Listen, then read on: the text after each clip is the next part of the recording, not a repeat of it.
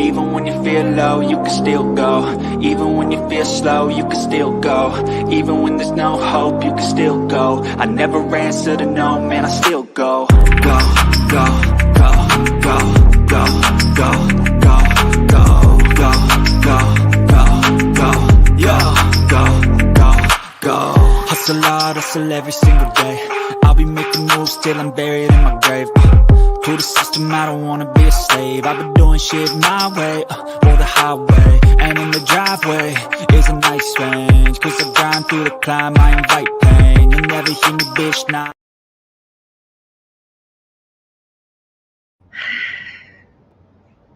Hey, my Royal Riders. I want y'all to welcome aboard, welcome aboard, welcome aboard. Find your seats, find your seats, find your seats. We have some things to discuss today. Hey, Bring Them STV. Hey, boo, hey, boo, hey, boo. How you doing? I got some things on my mind I want to go ahead on and discuss before I get my day started today. And I haven't come and talked to y'all in a minute like I want to. So I made time today.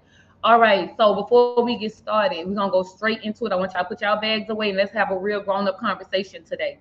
For one, we're going to talk about mental health, mental illness, depression, anxiety. All of that shit is real. All of it is real. It is not okay to not be okay. I wake up this morning, y'all. Wake up early this morning to a very, very, very, very, very close friend of mine going through the worst, okay? Her adult child had created this long Facebook post, a long suicide note, a long note on Facebook to end herself. And oh my God, that is like no mother wants to hear that. So they're going, they're looking for it, They can't find her and they can't find her kids. She has two small boys. Now, a lot has been going on in this world. A lot of crazy stuff has been happening. A lot of kids have been hurt. A lot of kids have been intentionally hurt, intentionally extincted. You know, a lot of children have become victims of adults and their mental illness or their anger. So I'm just, it's really, really, it's so close to home right now. My heart just going, it goes out to my friend. Y'all, okay, so when I went through this, I'm trying to compose myself, y'all, because I know it's got to be, my mind is sick of love. It's got to be hard. I know, first of all, I'm gonna put, like I tell y'all, a lot of stuff I'm not gonna just talk about because I'm just thinking about it, or I just think I know. I walked it, I've talked it, I've lived it, I'm living it. So you're talking to someone that has dealt with depression. I have had suffered with depression for right over 15 years, a very long time. That is a very long time to suffer with something and to go through it by yourself. So something happened to me when I was really, really young, and it took more of an effect because of the person that did it. So I suffered with that depression. I suffered with that guilt. I suffered, and I couldn't talk about it to anyone, because not only was it triggering, the person that did it was so well known. Like I couldn't get it out to anybody. I couldn't let it out. So I suffered in silence.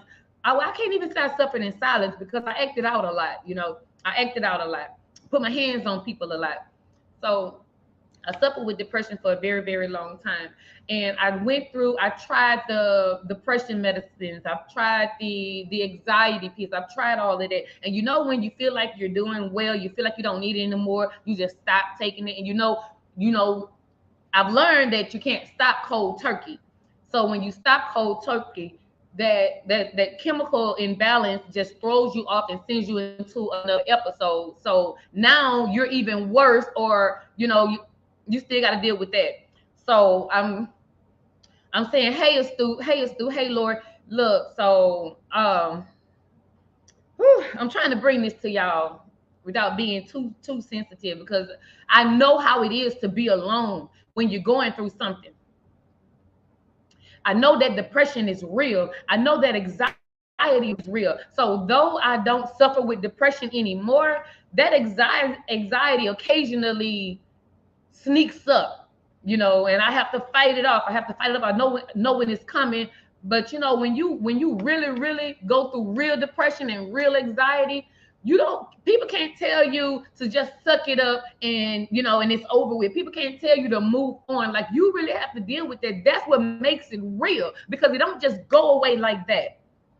So when I heard that my friend's daughter left this long deletion letter on Facebook today, I couldn't even read. I can't even read it. I can't. I looked at a couple words in it, and I was like, before I read this letter, let me just go and see what she was talking about yesterday, 2 days ago, last week. So when I went to her old post, this child has been reaching out for help. Okay? This child has been reaching out for help. And my friend, that's her only child. Okay? So knowing the type person that my friend is, and she's a businesswoman as well.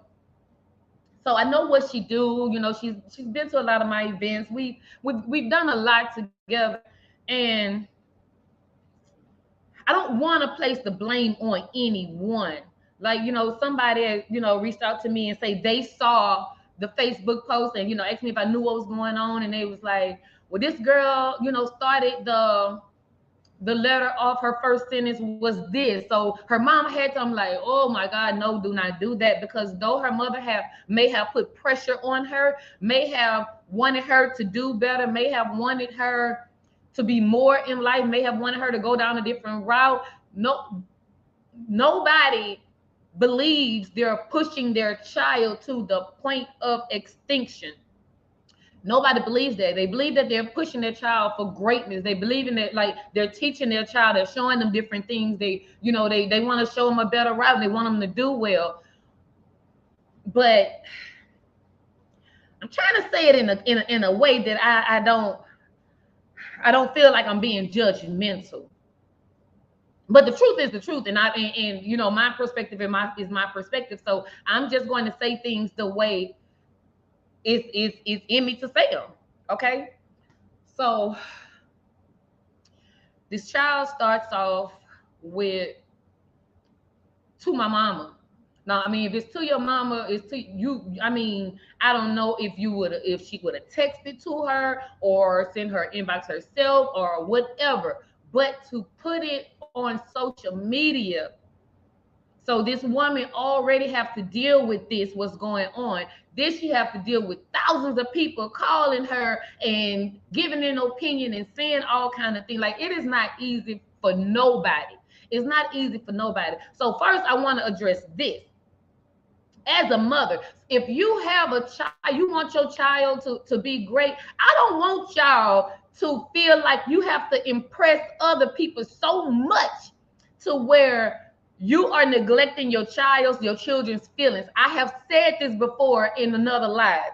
Do not feel like you have to impress the world and society, and you're worried about what society believes, because I just talked about this a couple of days ago. I just spoke on this. Who are you pleasing, yourself or someone else? I just spoke about this on a live. So while you're sitting there trying to please the world, please society, please the neighbors, please the Joneses, keep up this facade, you want to make everybody else look at you and smile and think that you're this and you're that, when your only child is hurting. Her only child was hurting. And I look at the post. And sometimes people could really cry for attention. They could be doing things for attention. I understand that. But to see the things. I only went back to May 1st. I only went and read the messages, her post from May 1st. And every one was a cry. And it's what, like the 20th now? So like for 20 days, this child was crying out. This child was crying out. This child feels like a failure because she's not living the life her mother wants her to live. Because she fell for the wrong guy and got pregnant and had another baby right behind it. I mean, if she's still in love, she's still in love. So, they're gonna go through that until they're gonna go through it until they're tired. But to sit there and to read, I ain't even put no earrings on. I just realized that. But to sit and to read this child's post saying that she feels worthless and she let her mom down. Like I said, I didn't even read it. It was too long, and I know it would have brought me to tears because I know what my friend is going through.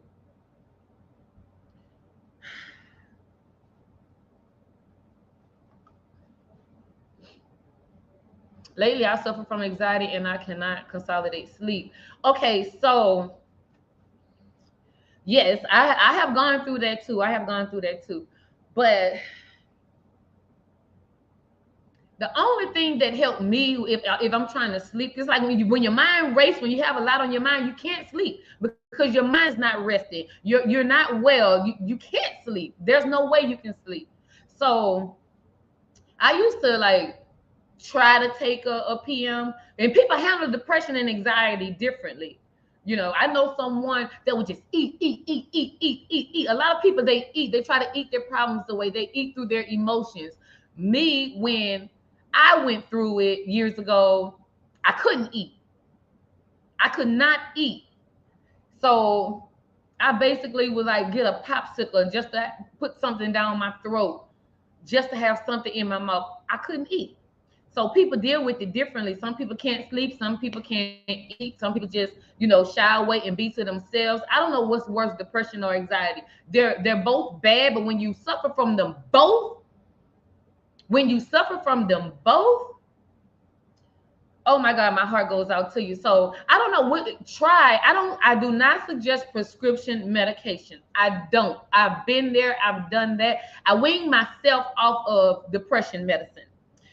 After I've had a couple episodes from just quitting cold turkey, I decided, well, you know what?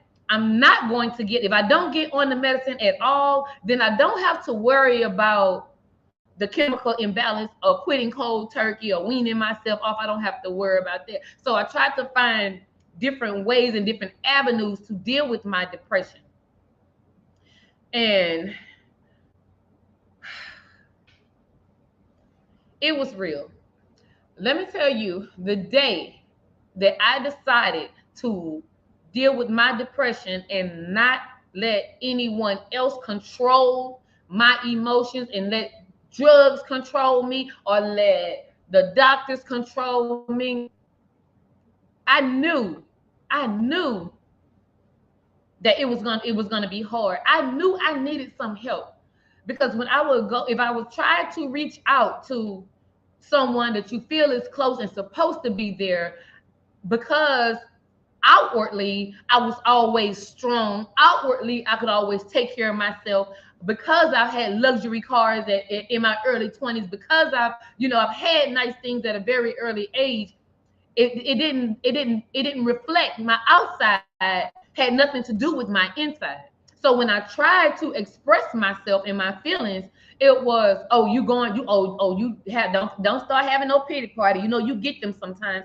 And it was never a pity party. It was me trying to deal with something that I'd never dealt with before, I'd never addressed before. So I realized like the day came to where I was tired of the medicines. I was tired of trying to talk to someone that didn't understand. I was trying to talk to someone that felt like, because I had all of these material things, that it's not enough. I just want attention now.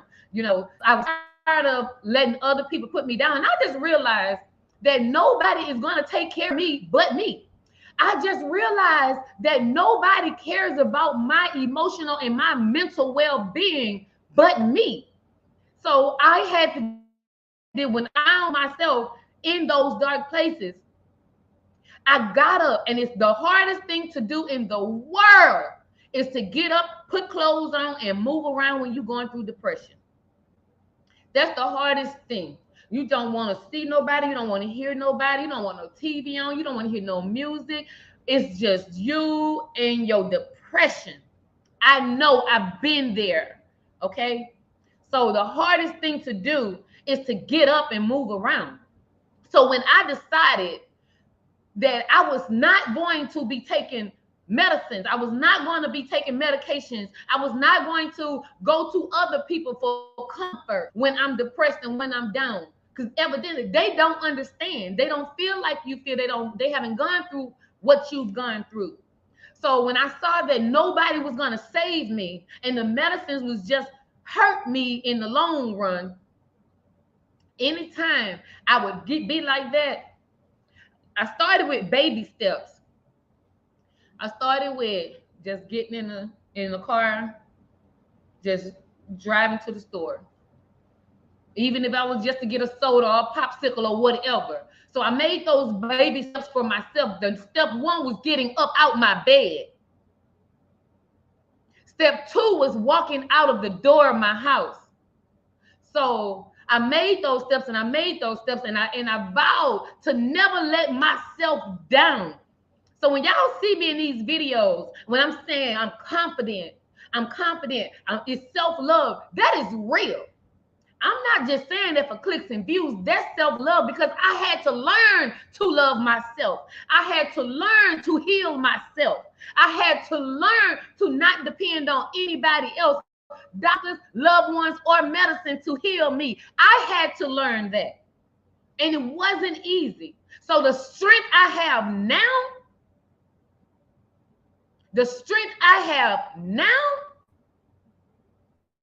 that's a living testimony. So when y'all see me dressing, look, I dress comfortable. For years, I didn't dress comfortably. So when y'all see me with my little shorts on and my little dresses, that's me dressing comfortably. See, I walk around like, let me see if y'all can see. I don't know. See, I just got a little dress. I don't know. Can you see? I don't know. I dress comfortably. It took a long time for me to dress comfortable in my own skin because of what happened to me when I was young. Because I developed boobs. My boobs run in the family. The whole family has big boobs. Big boobs. But it's second, okay? So because of what happened to me at an early age and as a teenager, I felt like I wanted to cover myself up. I was ashamed of my breasts. I was ashamed of the size of it. So I would wear clothes to cover up. You know, I went through that for years. I got married. I got married at an early age. Yes, I did. But because of what I went through as a child, for the first couple of years of my marriage, I slept with clothes on. See, y'all don't know when something happens to someone and the story is over, y'all hear it and it's done and it's on to another day. Y'all talking about another story, but the person still deals with the issues mentally, the person that went through it. So while I was I wasn't even enjoying my life. I thought I was. I mean, I had a good time. I thought I was. I was traveling at an early age. Like I said, by the time I was 22, I had my first luxury car. I have a dealer license. You know what I'm saying? I've done it all. So I've had Lexus, I've had Benz, I've had every kind of name brand car, every kind of luxury car that you could ask for. I had that at an early age because I've always worked. So part of my success is throwing myself into work. So I became a workaholic. So I worked through my depression. I didn't lay in the bed and cry and just eat. I worked through it. So that's why I've been in management. I've been a manager at the age of 19. 19 was my first management job. And I've never not been a manager. I don't know how it feels anymore to like really work under somebody and to answer to someone, or to be micromanaged. And I had to deal with that. I had to learn that myself. So I'm saying all that to say this, y'all. I want, if y'all have a child and your child is not living the life you want them to live, don't down that child. Don't push that child to the point and be feeling like my friend is today. See, we don't even know. They didn't kick the door in, went to the house, kicked the door in, looking for, the house is empty. She's gone, and them two small babies is gone. Now, I live in Louisiana. It's ratchet down here. It's very, very ratchet, and a lot goes on. I've seen a lot. I see so much. If I just post this stuff to YouTube, y'all be like, damn. But that's how much crazy stuff goes on. So I've seen a 12-year-old, now I haven't seen it, but a 12-year-old just got shot down the street from where my aunt just moved from that neighborhood. She just moved off that street 2 weeks ago, but she lived there for years. A 12-year-old just got deleted over, and she was with her friends, riding in the car with her friends, and the grown asses decided to take them children with them to go and beef, and guess the girl didn't like whatever was happening, so she shot at the car as it was driving away, and that one bullet hit that 12-year-old innocent child who wasn't related to nobody out there. I told y'all about the 2-year-old that got hit with a stray bullet on Father's Day a couple years ago. Thank you. Let me address some of y'all, because I'm going. It's a lot going on right now. So let me address. Desiree, I thank you. BJ did so much for becoming a co-captain. That's what we call them. We call them co-captains. Welcome. You have graduated, boo. You have graduated. Pretty people.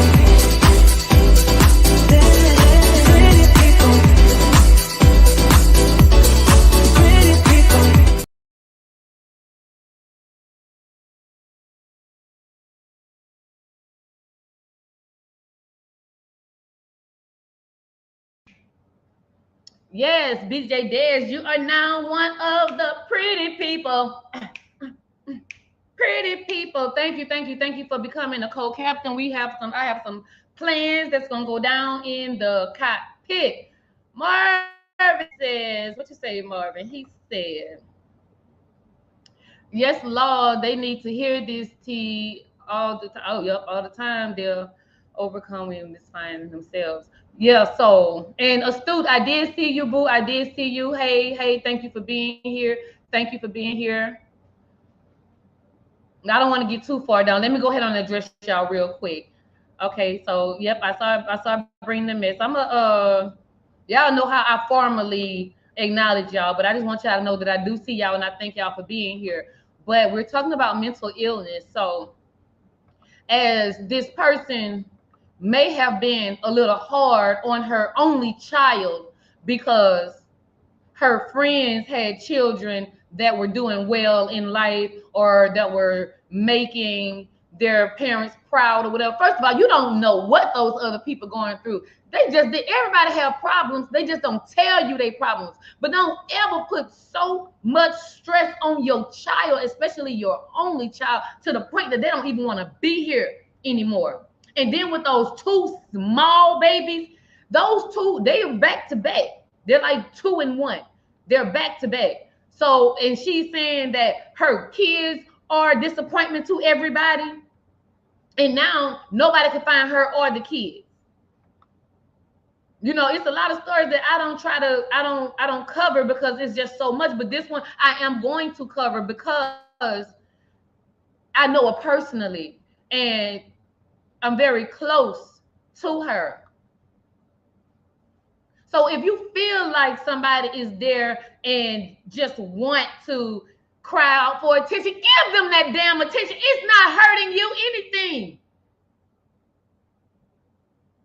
You giving all attention to that no good ass man you running behind. You refuse to divorce that man that's cheating on you, that's whooping your butt, that ain't doing nothing for you. You accepting this hoe that you're trying to turn into a housewife? How could y'all have so little patience for your own children? That's what I'm not understanding. That's what I'm not understanding. So if you feel like she needed attention or they need attention, give it. Take the time out to check on your loved ones. I made a live about this.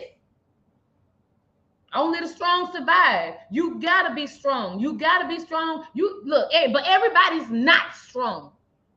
So if someone is going through it, even if they're crying out for attention, or you feel like they're crying out for attention, that's not okay. Because something is wrong there.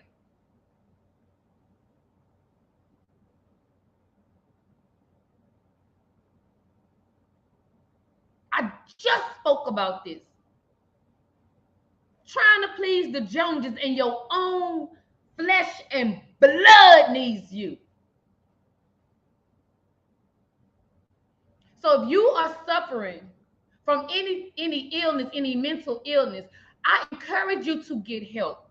If medication is what you need, then get that medication. If therapy is what you need, I encourage you to get therapy. I have a friend that's a social worker. Okay, no, she can't operate in different states, but she has connections. You know, let me know what state you're in. I can reach out to her. She can point you into the direction of someone that can help you. And see, my son is my life, so I always talk to him about life, and it's okay to express his feelings the correct way. That's right. That's right. Yeah, you always be there. When I tell you the things that I have gone through alone, when I say strong, most people couldn't even stand in my shoes, yet alone walk in them. On top of the anxiety, the depression, and then when you have a stalker, you know, when I've been kidnapped, I've been stalked. So when you have a crazy person that you're trying to get away from, it triggers that anxiety. It triggers all of that emotion. So y'all, just pray. If y'all praying people, y'all just pray. I'm gonna keep y'all updated. I'm gonna keep y'all posted on if we find her. If she's alive, I just pray. Lord, I pray she didn't harm those kids. Lord, I pray she didn't harm those kids. So while you worried about her not living up to the expectation of the people around you and how the world thinks she should live and how she's making you look, how do you think you look now when all them thousands of people see that suicide note on social media to you? Which would you rather? Your child that's here and happy, or her not to be here? And everybody see that you drove her to that point in a way.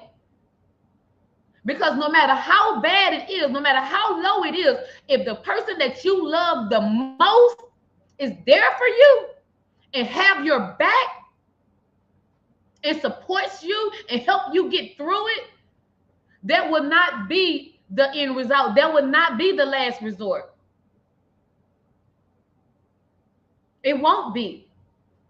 And if it's your child, it's your duty to be there for them. It's your duty to help them get through things. It's your duty to protect them. See, I could talk about it on both ways. As the mother, as a person that's dealt with mental illness. So when I say I protect my peace, I protect my peace. I protect my peace, I protect my energy, because when I get triggered, I'm triggered. When I get triggered, I go off. When I go off, I can't be stopped. So that's when they want to put another label on me. Now I'm crazy. You know, call me what you want, But well, you won't call me a victim. I would never be a victim ever again in my life. I was a victim when I was young. But once I made the decision to fight that depression and get through it, I did that. So the person that harmed me at an early age, eventually, after, since I was the first victim, and I've mentioned this before, I was the first victim to come forward. I wasn't the first victim. I was the first victim to come forward. So that was a fight for me. This was a well-known person, not just well-known like in the neighborhood. I'm talking about this person was on TV. Okay. So if I would have waited for someone else to heal me, and I didn't take the time, and I didn't and get the strength to fight it off myself, and I waited on someone else, waited on what I thought was justice, I wouldn't be here today. I probably would be strung out on something. I mean, I have gone through so much. It's a wonder I'm not dead or strung out on something. I'm serious. So if I would have waited, that person that did that to me, I felt like was a little slap on the wrist because of who he was, because of what he had. I felt like, I don't, and I was so young, I don't even know all the whole details of what actually, what is on paper. I don't know all of that. But all I knew was I was still dealing with it. I was dealing with, is God real? Am I worthy to be loved? Am I enough for anybody? I dealt with that. Even when I got married, am I enough? And still wanting to cover up. Hell, this man loves you. Hell, this man wants you. This man married you. And I'm still covering up. I had to learn to take my clothes off in the bed with my own husband. So after dealing with it for so many years, and he went to court again for another victim years later. 15 years later, I wasn't the first and I wasn't the last, because 15 years later, I get a knock on the door. And I'm like, when they tell me what it was about, I'm like, damn, that's fucked up. But see, by then I was starting to find my strength. See, I had already stopped with the medications, but I was still dealing with the occasional anxiety and occasional feeling like something is wrong with me. So I took that opportunity and I went and I helped them and I told my story. I told my story and he ended up getting life. I had one person, because they wanted me to write a victim impact statement, all right? So I write very well. So after I wrote that statement, gave it to him, I said, I want him to do a year, at least I want him to do 1 year for every year I suffered with depression. Every year this riddled me with guilt and worthlessness and anxiety. So I suffered for 15 years. It was 15 and a half, but by the time that came up, I wrote that statement and I said, I want him to do a year for every year I suffered with depression. So he needs to get 15 years in prison. They read the letter. She brought it back to me. She said, oh my God, your letter brought me to tears. She said, I want you to change one thing. You know you wasn't the first. You know you wasn't the last. Don't say 15 years, because this is actually his third strike on and doing the same type of thing. So take that 15 years out. He needs to be gone for life. So I reworded that one sentence. Did not know how powerful my words were, because he ended up getting life. Not only did he get life, he died in prison. Okay? So he didn't, only one person, when they gave him life, only one person said to me, I don't think you should have said that. Now he may have done some things, but I don't think he should have got life. Bitch, I gotta deal with it for my life, for the rest of my life. I have to deal with it if those old memories come up. You know, I have to deal with that. So he didn't learn from his mistake when I came forward, and we had to. I don't even remember. I didn't even go to court. I don't know what happened. I knew something happened because, like I said, I was young. They didn't fill me in. I just remember detectives talking to me. I remember a whole lot of stuff, and I just remember the guilt afterwards. I remember the things that people would say when they found out who the victim was because he was a powerful man, ignoring the fact that I was a child. So I live with that. I live with that. I live with that. I know what it is to live with mental illness.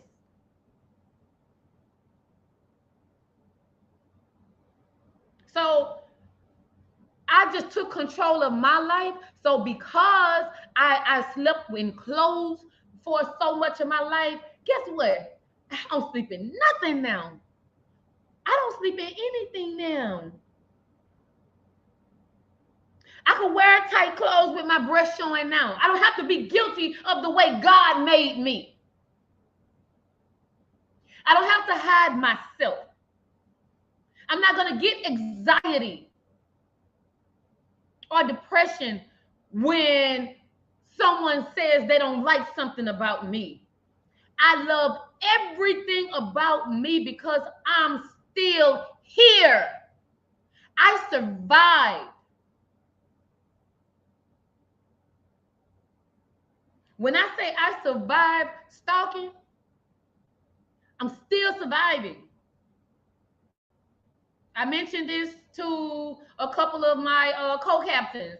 You know, some things going on in my life, and I can't say it because about 3 weeks ago, my old stalker commented under one of my videos. Hadn't heard from him in a year. So now I'm cautious again. I shouldn't have to live like that. I don't live like that. I looked at it, I wasn't triggered. It didn't trigger me like it used to because I stay strapped. Okay? I'm licensed. My house and my car. I'm licensed. I took my power back. PTSD is no joke either. Absolutely. Absolutely. So when things happen, when people push me to that level and I go off, then they want to label me as crazy. No, it's not me being crazy. It's just me meaning that I would never be a victim again. It's me meaning that I would never be depressed and dealing with anxiety again. It's me never letting anyone else tell me how to feel about myself anymore. And everybody's not strong enough for that. So stop laughing at people because they're going through things. Stop thinking it's a joke. Stop thinking it's funny. Stop thinking it's not real because you don't feel that way or you can't comprehend how it could happen to someone. It's real.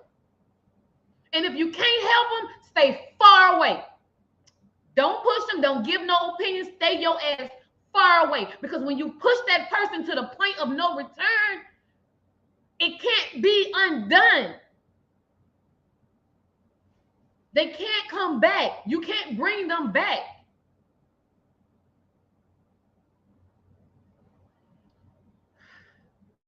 Thank you, BJ Diz. I'm trying. I told y'all. Now I get out here. I'm just gonna, you know, say what's on my mind and say how I feel, and this needs to be said. And I told y'all in the beginning, my day ones. No, I've said I'm gonna say things that people can't say, don't want to say, or afraid to say. I'm gonna talk about things that people feel uncomfortable talking about. I'm going to talk about them because they need to be addressed. I don't care what kind of mental illness it is, but I know depression and anxiety is one of the most common that we all have gone through, know somebody that's gone through, any age, any color. And the worst thing for me, y'all, the worst thing in the world is to see a child with depression. That is so heart-wrenching to me. And it's heart-wrenching because I developed my depression as a child. You would think, you would think, how could a child be depressed? Y'all don't have to do nothing. You know, it's real though. It's real. So I know exactly when I went through it. I know exactly when it started with me. And it started as a child. You know, it started at 14. It hit at 14. I know exactly when it happened, and it was real. So while people's trying to brush you off and your feelings is not being real or made up, we know it's real. I know it's real. They know it's real. You know it's real. So when you're going through your issues, whatever it may be, you may be a little sad today. Y'all, make y'all some affirmations. Do y'all know when I made that very first affirmation? I don't know. Maybe you know the story. When I made my very first affirmation and I put it on this channel, do y'all know I had filed for a divorce? He didn't make it easy. Stole a lot. Stole almost everything. Then stalked me. Stalked me, and threatened to hurt anybody that talked to me, man or woman. And I made that affirmation. I took that time and I made that affirmation. And a lot of people say how they enjoyed it and how much it touched them and how much it helped them. But do you know, I went back and I listened to that affirmation last month. I hadn't listened to it, you know, since I first put it out almost a year ago, about a year ago. And I listened to that affirmation last month. And it resonated. It just, all of the confidence, all of the letting it go, everything that I wanted it to do for someone else when I made it, I did it for myself. So maybe when you're going through depression, listen to affirmations on depression and anxiety to help you get through it. Listen to some self-love affirmations. Love yourself. If you love yourself, you can beat anything. You can get through anything. I'm telling you, it was hard for me. It was hard for me. It was hard for me. The person that I filed for divorce from and was stalking me, and I went into a bubble for a couple of weeks. The first time I got out the house, a friend guy, been knowing him for years. I knew he always had a crush on me, but he knew I was married, so you know, I just whatever. You know, we all went to school together. It's whatever. People, you know, flirt all the time. So the one day he hit me up on Facebook and he was like, I don't know, I posted something, said something, and he was like, come run me to the store. So I hit him back. I was like, what's up? What's up? He's like, come run me to the store. What's up? I was like, no, I'm just, you know, chilling. I'm just down here. So I was like, I decided to, you know what? Let me get up. I'm gonna run him to the store. He don't live far from you. I'm gonna run him to the store. Now, mind you, I had only chilled with him in group settings because we all went to school together. So this is my first time actually with him one-on-one. Now, this is me mustering up all the strength I have to get out the house because I'd been locked in and locked away from the ex-husband stalking and his bullshit, okay? So I got out the house to take him to the store. I'm like, let me get out the house. Let me just get out the house and move around. Took him to the store. He want to take pictures. Oh, he was behind me. He was at the store. He want to take a picture. Now we cool and everything. I wouldn't have mind a picture, but the way he did it, I was like, hold on, wait, you ain't give me no warning or nothing. So he came up from behind me and wrapped the thing around, wrapped his arm around to take the picture. So it was like a selfie. So since he, did it like that, I was like, wait, delete that picture. I'm gonna take another one. I wasn't gonna see him in the picture, but I guess he must have knew it. But this man started posting pictures on social media and acting like we were a couple. Now I'm running from the stalker, the ex, and this is my first day out the house, and you post a picture. I'm not even seeing nobody. I'm like, dude, what you doing? What you doing? Take that down. And so it really hit me. I knew he had problems. I knew he had problems, but I didn't know how deep it was because, like I said, I had never been around him one-on-one. So boy, take that picture down. And why I don't like that caption. It's making it look like we together or something. Child, my inbox got to blowing up from other people that I know that was like, this boy saying y'all together and yada yada yada yada yada yada. So I reached out to him. I'm like, dude, what you doing? Like, don't. What is all of this for? Y'all, the man started making posts saying, I'm only telling this story because this is a mental illness. And I didn't know that he had this mental illness. I knew that he was desperate for a woman. I knew he liked beautiful women because he only posts beautiful women. Okay. So, and he would post pictures with a lot of women because we cool. Like I said, we all went to school together. But this child making it look like we're together.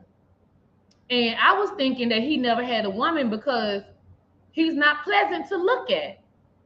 He'd been shot in the head a couple times and, it's kind of messed up and stuff. So, but, he was still that person that we went to school with. So to me, he was still that person. I didn't judge him because his looks changed. All I know is, when we get together, the classmates get together, we all get together, we drink, we laugh, we, have a good time and go home. So this boy started making posts like we're together.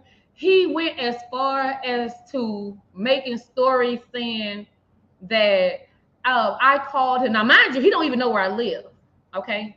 He even went as far as to make a story saying that I called him and he had to come check on me because my husband at the time, the divorce wasn't final.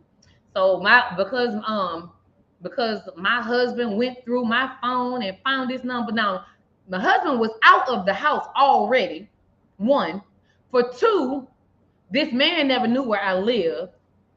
So it was just like it was a lot. It was so much. So while I'm dealing with this man trying to get through all the stuff he taking me through, this fool comes with his foolishness. So that just triggered me all over again. The first day I get out the house, and I can't tell. I'm trying to tell these people, like, I know he lying because he didn't.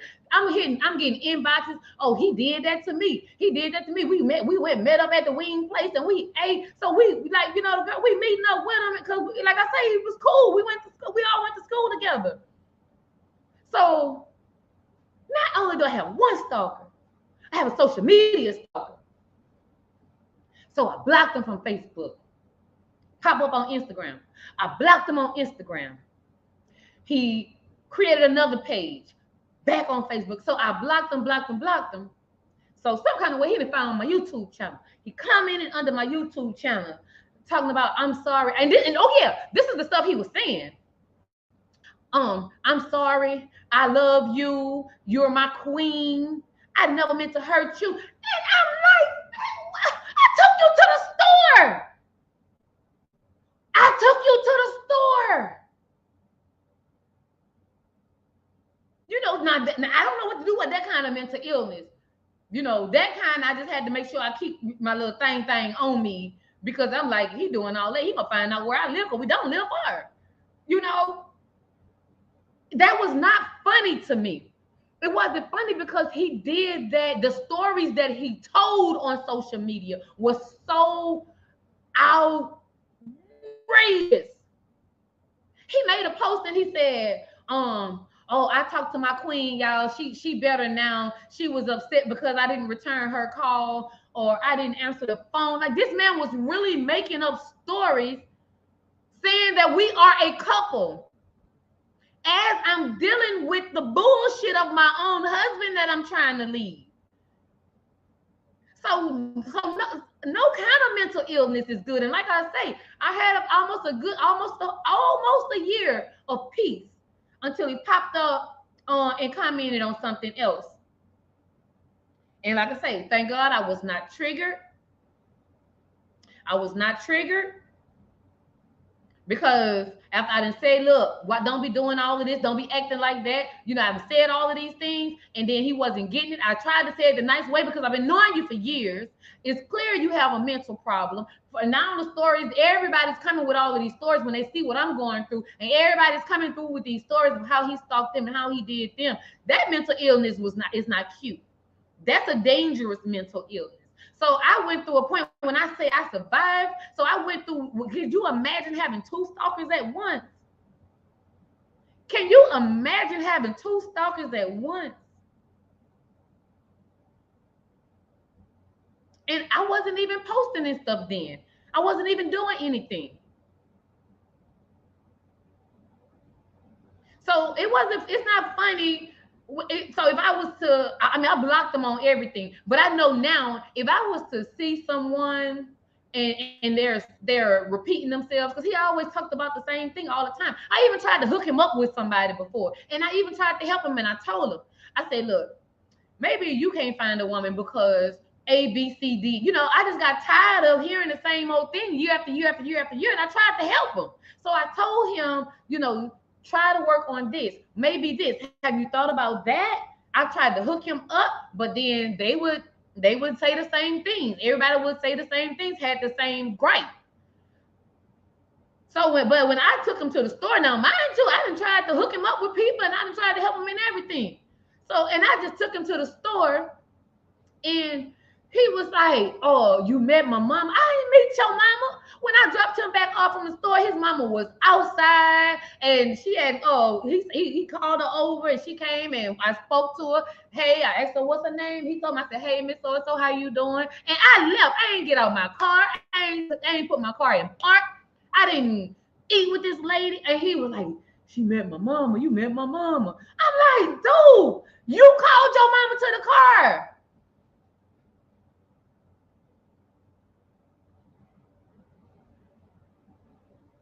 So when I react because I have to.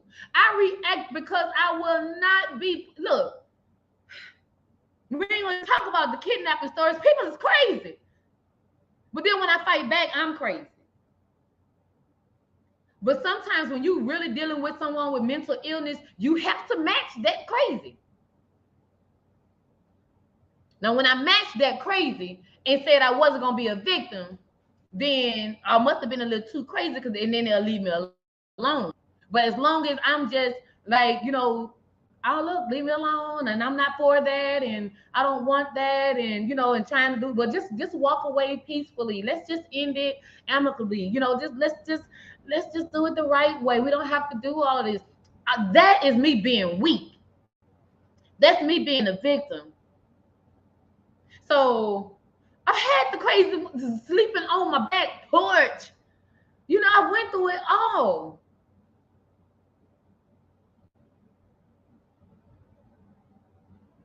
And I had to be strong to get through it. Like I say, when you deal with crazy, you have to really match crazy. So when I got kidnapped, I did not realize that he had then messed with the lock, so I couldn't open the door. You know, he had already did all of that before I even got in the car. One time I was forced in the car, the other time I wasn't. Okay.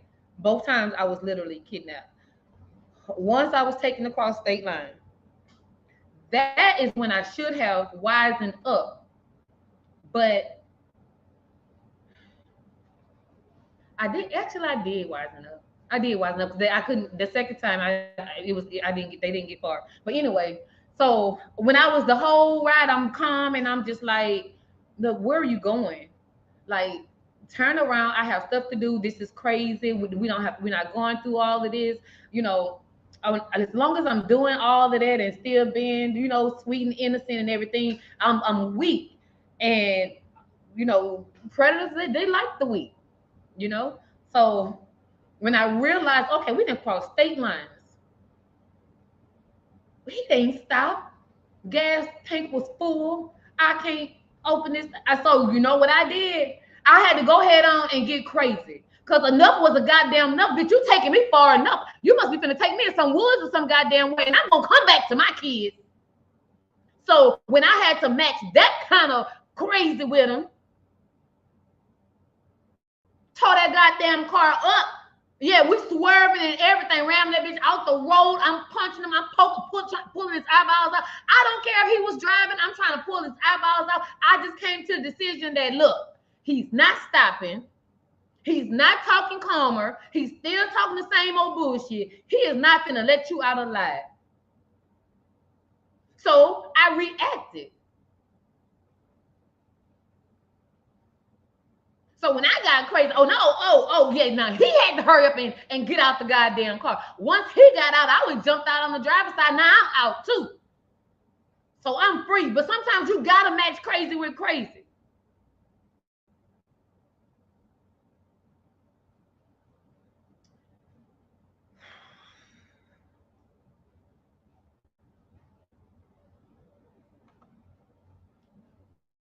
I don't want to go into the. I really, we're gonna be all right, girl. We're gonna be all right. I really come here because it's just on my heart how my to wake up early this morning to see that long post from my friend's daughter wanting to end herself and nobody can find her.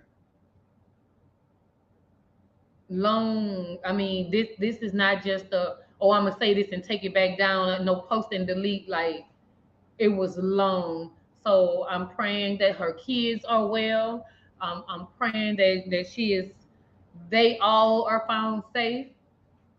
And y'all don't stop playing with mental illness. Stop playing with mental illness. Because I don't know what his plans were. And he had never done that. It's when I leave them that they can't take. It's when I leave them that they go plumb crazy. Now I'll leave them. They have problems, and I'll deal with them or work with them, and we just whatever. But when I leave, when I say, okay, that's it, I'm ready to go. When I leave somebody, I quit cold turkey. It could be friends, it could be a man, it could be a job. I quit cold turkey. I'm done. So it's when I leave that they want to get crazy. And I have to maintain a level of craziness to not become a victim again.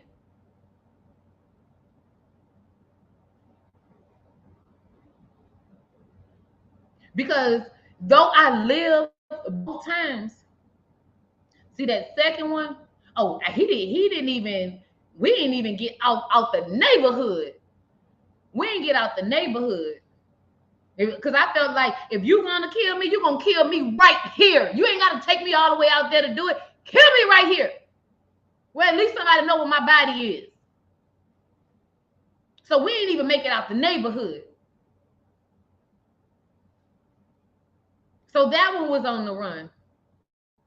Next thing I know, he coming through with trying to drive like this. 18 wheels not even supposed to be on that street anyway. He wanted to drive 18 wheeler into the house. Just it's not funny. When the men say that they can't live without you, my ex-husband told me, and we wasn't arguing when he said it.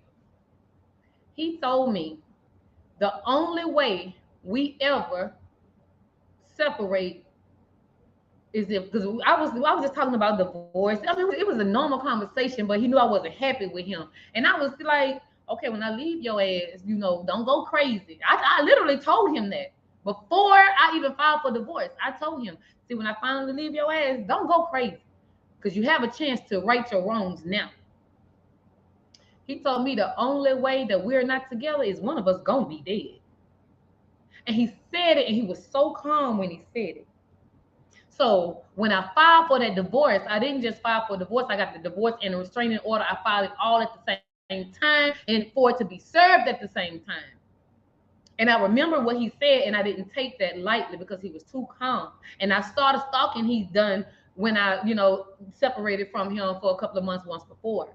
So when they say these things, don't take it lightly. When someone say they want to hurt themselves, don't take it lightly.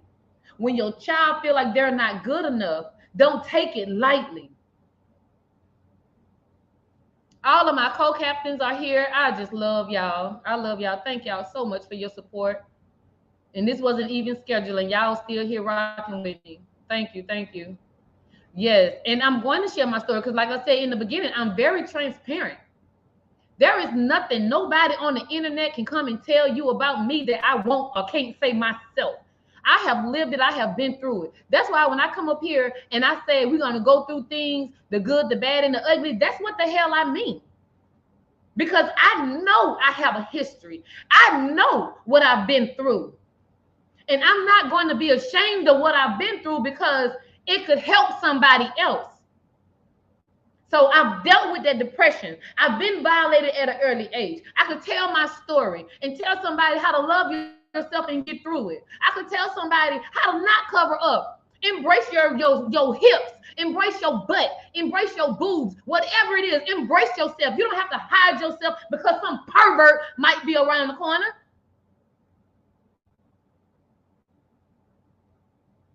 I tell my story of being stalked and kidnapped because I fought back.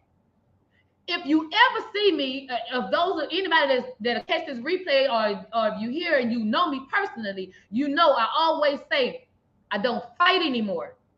I fight back. That's always what I say. I fight back. When I was younger, I fought a lot. I was angry. I went through a lot, so I hit first.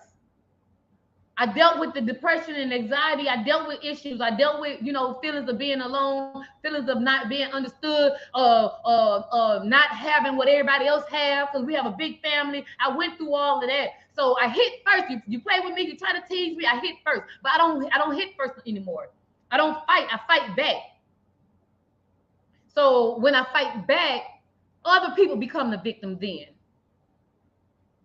So again, that's why I say I protect my peace and I don't let nobody come and disturb my peace. I don't mess with nobody in no negative way and pointing out their flaws because I know I have flaws. I know I've been through things. You might find a whole lot on me, and all of it is from fighting back. They don't like the way I fight back. So just stay away. I ain't gonna have to worry about fighting back. You ain't gonna have to worry about being a victim. Because I would not cry another day. Because someone decided to try to hurt me. Because I'm not being who they want me to be. I'm not doing what they want me to do. They make me feel bad about myself. I'm not ever going to give man, woman, cat, or dog the power to make me feel bad about myself. From my shape, my size, my hair, the marks in my face, my double chin, everything, I embrace it all because I could not have been here. I could not have been here.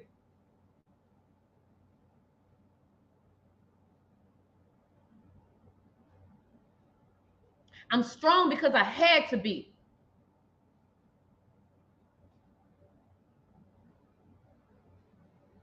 Me and my older sister, she's deceased now. Me and my sister was riding, going out for a ride, having a good time. I have fun with my sister. My family's close. We have a good time. we come across an accident. Paramedics wasn't there, nobody was there. It was a fresh accident. Cars upside down. Cars smoking. We pull over. Now, my sister was supposed to be the crazy one. Everybody called her crazy because she just didn't give a damn. She never cared about what nobody thought or said about her. And I used to wish I had that. I wish I could be like that. But at the time, I wasn't. Now I am. I don't give a fuck what nobody think about me. So we ran across this accident and we jumped out the car. Now, my sister, who's supposed to be the wild, crazy one, I'm supposed to be the strong one, right? I'm the strong one, she the wild one, So we get out there and I see these two guys trapped in the car. The car's upside down. It's smoking. It's about to catch a fire. Now, even though I'm supposed to be the strong one, she said, girl, you made me fall out from the bushes. Well, thank you for coming. Thank you. So even though we go across, come across the accident, and the one who was labeled crazy, my sister who was labeled crazy, she had the power, the strength, the nerve, the courage to pull those men out of that car that was starting to catch fire. I could not, because when I went to go help, I saw that he had no face. So when I saw him with no face, that was the second time that I had seen someone unalive and face all messed up. So I froze. So my sister, who was supposed to be the crazy one, and even though she was not diagnosed with any mental illness, everybody put that label on her. She was the one that pulled both of those, and she was smaller than me. She was my older sister, but she was smaller than me. She the one pulled those men out one by one before that car fire. All I could do is call 911 and stand there and cry because I got triggered from the first time I saw somebody, in a bad shape like that. So the people that really going through mental illness and have mental illnesses, that's who y'all need to be checking on. Don't put no labels on people because they just living their life and doing what the hell they want to do. Because that so-called crazy one, she's the one that pulled them out so their family could get to bury them and not have to, not have to come to ashes and all of that. You see what I'm saying?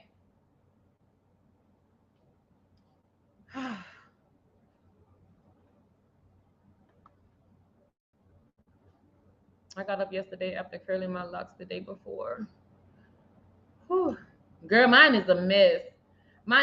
I've been doing some things. I had a lot going on. I finally made me an appointment yesterday, and then I'm like, well, shoot, I don't feel like I have stuff planned. I have so much to do. I just made the appointment for next month. Actually, I don't think I'm gonna last that long, but it feels so good to get a fresh head, child.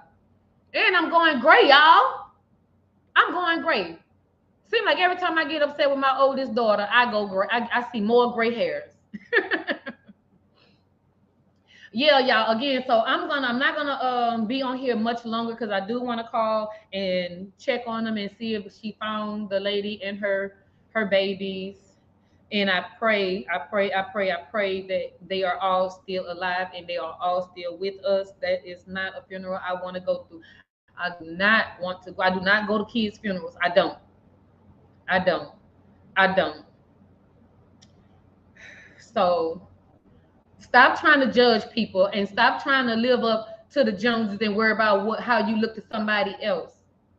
So when I say story time, this is story time. So when I say I'm transparent, I'm transparent. So when I say there's not going to be anything anybody can tell you that I can't say myself, that's what I mean. Girl, she is a firecracker. She was supposed to come up the other day, but it was such short notice, and she had just left from seeing my grandmother. My grandmother is not doing well. She's in, stage 4, so it wasn't a good time. But I'm gonna have her on here. But yeah. So anyway, what was I saying? So when you have those people that's going through things. You sit up there. Oh yeah, I said I was gonna be transparent. When I say I'm transparent. I'm very transparent. I don't care who sees this and feel like they can point something out and laugh or mock it because it's my reality and I live in reality. Okay. So with that being said, now you see my oldest daughter, who y'all see me on videos with. Y'all see my oldest daughter. She didn't, we sat here and we did a little live for Mother's Day, and you'll see her doing a little dances with me. She went on a cruise with me. That's my oldest. Want to know why? My oldest is very, very close with me.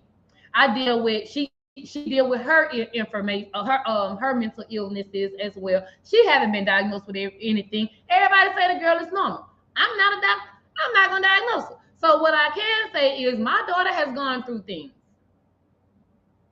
My daughter used to be on drugs. She overcame that herself. She got grown. She wanted to hang with some people that I did not allow her to hang with when she was younger. When she got older, she met up with them or they rejoined, however, whatever. But now that she rejoined them, its time has passed because they're grown now. Now this person is living a whole nother life. So my daughter went out there, started experimenting with these people, and she started messing with drugs. So when you see us on here and you see us talking or you see us dancing or whatever, I always love my child. And I love her because I wanted her to go get help, but she didn't do it my way. There was a time when I said, look, you're not allowed into my house until you go and you get you some help, professional help. You cannot come into my house unless you have some professional help. And I want proof that you had that professional help. And I meant it. It was my first child, my oldest. So I said that and I meant it. Hey, Mika, I said that and I meant it. And she was out there for a long time. So what I told her was, no, you ain't gonna be running in and out my house. I choose not to live that kind of life. I didn't make those decisions. So I'm not gonna have you imposing that into my life. You're an adult now. So you stay your ass over there. You keep all of that over there. And I'm gonna stay over here with the life that I'm building for myself.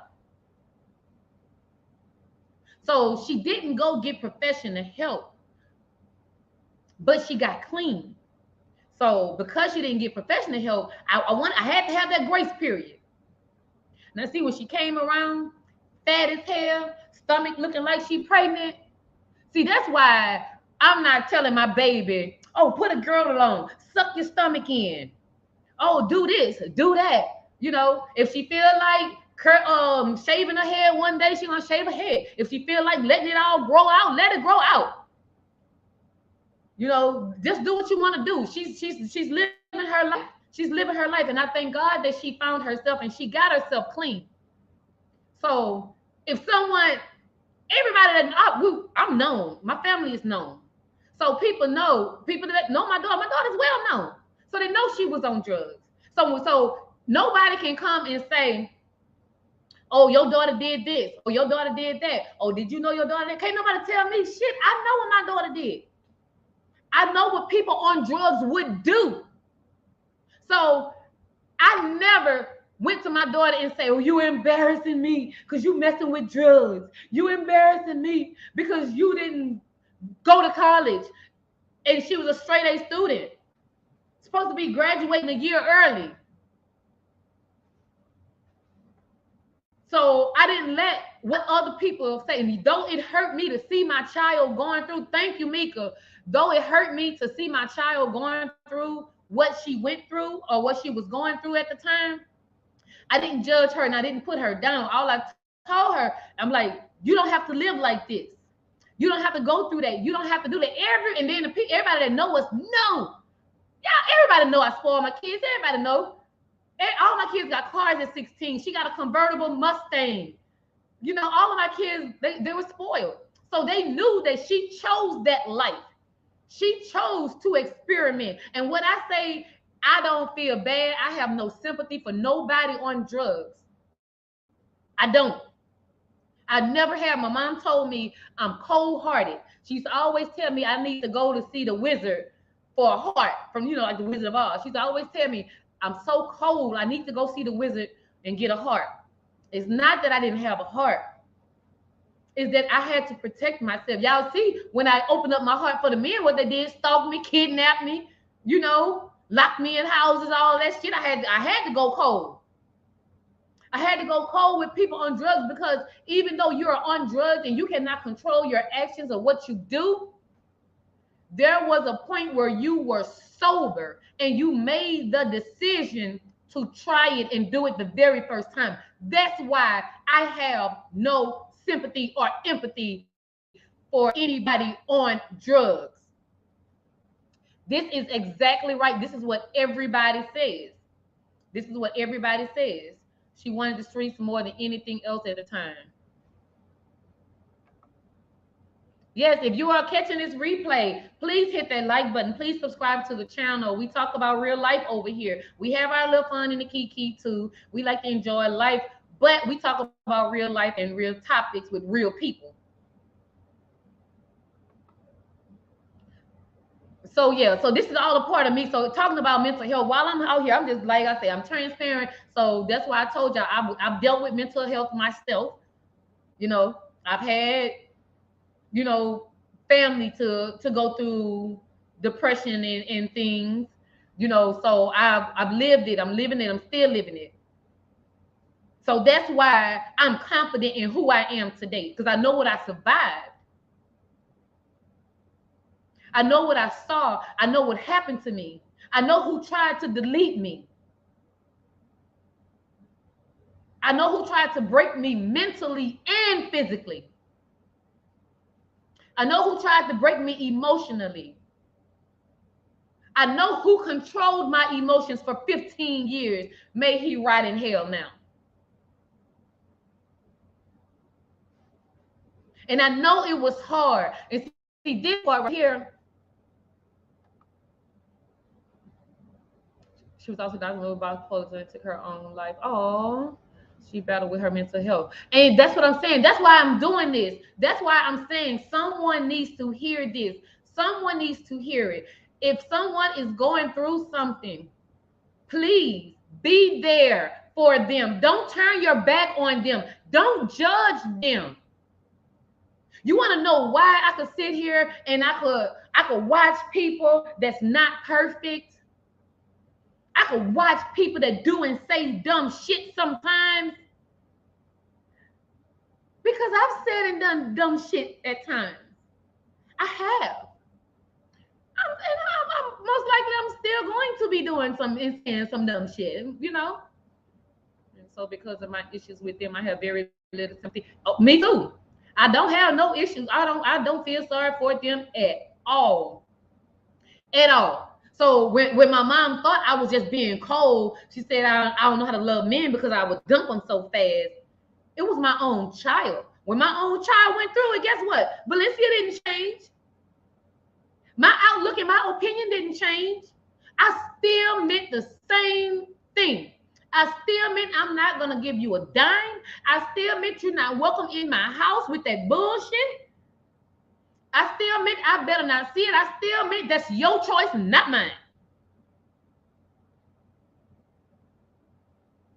So when you see us together, it's genuine. We're genuinely having a good time. We are. And when I'm not talking to her, I'm not talking to her. Hell, I'm not even talking to her right now. We were just on a cruise together. I'm not talking to her right now. And nothing to do with drugs, but, regular mother-daughter shit. Don't touch my shit. But while she's going through that, this is what I'm saying. So I brought her up to say, even though she was going through things, I never turned my back on her. No, she didn't have free range to come in and out of my house, but she always had to check in. And she always did check in. She always checked in because she know if she don't check in, I'm going to look for her. And I shouldn't have to look for her because goddamn it, she don't like phones. She should have been a dude. because she don't like phones. So she had her phone now for a long time, but she never liked cell phones. And I never understood why she don't like phones. She don't like nobody being able to put their hands on her or to call her or whatever. If she want to talk to you, she'll talk to you. I'm that way. Oh, in a way, I'm like that. Not to the point that I don't even want a phone. The girl didn't even want a cell phone. She got her little iPad. She was like, whenever she feel like talking to somebody, she'll just go with some Wi-Fi. Everybody got Wi-Fi. She'll just hit them up there or whatever. But I understand it. But I never turned my back on them. And I never down. Everybody says that. I don't think so anymore. Back when we were the same size and everything, everybody say that, we look alike, but I don't see it anymore. I don't see it. But girl, yeah, that's why I had to change out my password because the girl know my social security number and everything, child. Them oldest ones. Yeah, so I didn't down my child for living the life she lived. I just told her what was right and what wasn't right. Just like all of my kids gonna tell you. And they were even my youngest, like on her Mother's Day post, she always say she gonna always come to mama because mama gonna give it to her straight. Mama gonna give it to her straight, and I'm not gonna just judge her and tell her what's wrong. I'm gonna tell her why she's wrong. I'm gonna tell her what she can do differently. So that's the kind of mother I am. So any of my kids, I don't care what state they're in all of these 3 states that they're in, even though they're in 3 different states, 3 separate states, they know they are not alone. They know if they need to talk, they can come to me. They know I'm here for them. I always said I want to know where my kids are 24 hours a day. And I did know where my kids were 24 hours a day until they got grown. So when they got grown, they had to check in. But I'm saying that because at the same time, I don't want them to feel, especially being that they live far away, I don't want them to feel like because they're going through something right now, that they're alone because mama is in Louisiana. And one is in Michigan. One is in North Carolina, or if he's in Ohio, I don't want my kids to ever feel alone. So 2 things I don't want my kids to ever experience is 1, a feeling of being alone. Not only can they talk to me, but I raised them to be strong and have a strong bond so they talk to each other as well. They may not want to talk to me at the time, but they know they have their sibling. They're very, very close. And just like I would tell them what's right or what's wrong, their siblings would tell them. They'll take up for each other. They do. But they would still have each other back, and they still, tell them when they're wrong too. So my kids would never, ever feel alone. They know I keep instilling in them that they could always come home. They got a whole family here. Y'all know it's a whole clan of us. It's a lot of us. It's a whole clan of us. So even if they don't want to come to mama house, they can bring their money and get their own place. They have a support system. They have family they can go move in. Life is never so hard to where they have to off themselves or they have to go through depression. Everybody's going to get depressed sometimes. They're going to get depressed, but they don't have to go through depression. There's a difference. You get depressed, things happen and you get over it. But when you go through real depression, it hits differently. So one thing I never want my kids to ever go through or feel is being alone. And for 2, my kids, I don't care how old they are, will never, ever tell me they're hungry and I don't feed them. My daughter was in North Carolina, pregnant, and she wanted pizza. I just saw a little post like, oh, I want some pizza. And even though I know there was a pregnancy craving and I know she wasn't starving, I ordered my baby pizza and had it sent to her house because my kids would never be hungry. They would never be hungry and they would never be alone.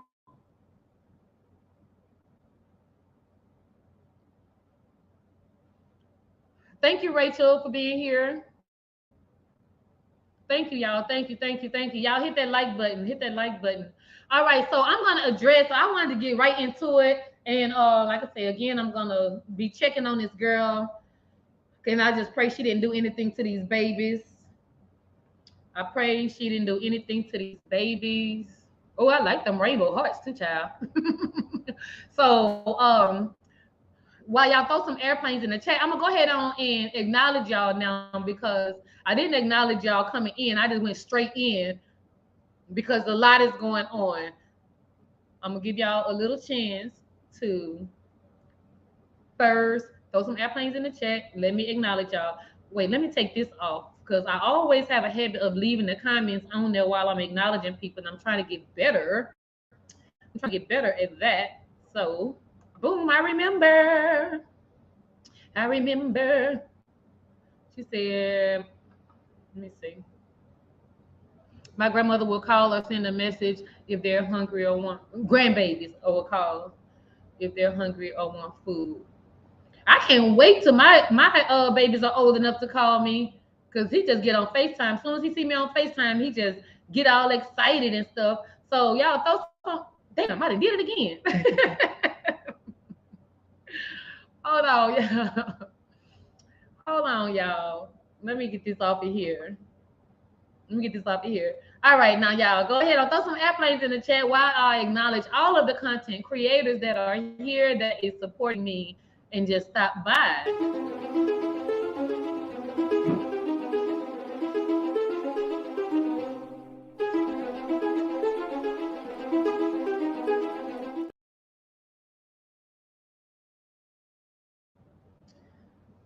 Mika, I'm gonna do you another one because that was the very first one. You see how short it is? That was the very first one I made. I still like it, but I'm gonna do you another one anyway.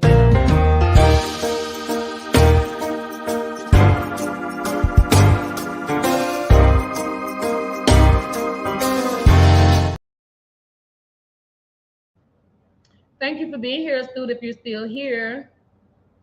So rack it up, I got a bit of the bank to make me a safe house. Shake it up, she got her hands on her knees and she bringing the cake out. Smoke it up, I got some gas, some packs, I'm up in the greenhouse. Ball it up. All right. Y'all here, y'all back with me? Y'all back with me? Y'all still with me? Y'all still with me? All right. So back to the topic. Let's see. Hey, hitter.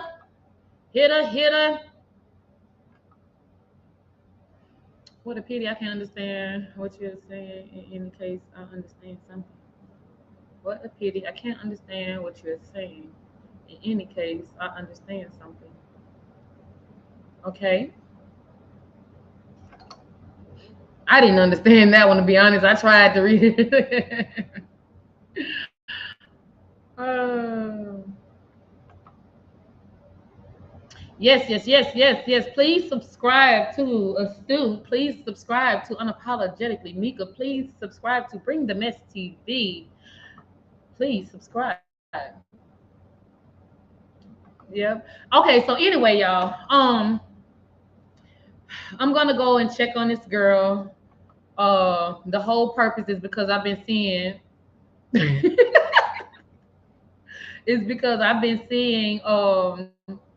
a lot of mental illness. I've been seeing a lot of things happening, a lot of people feeling like they're alone, a lot of people going through things alone, and you don't have to go through things alone.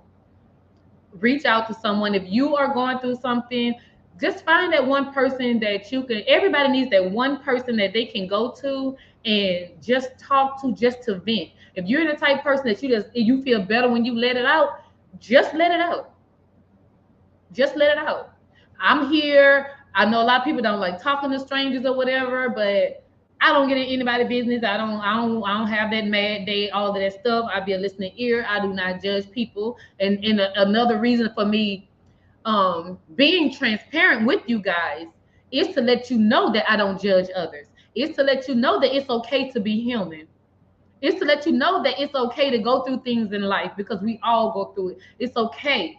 It's okay. We'll be okay. We'll be okay.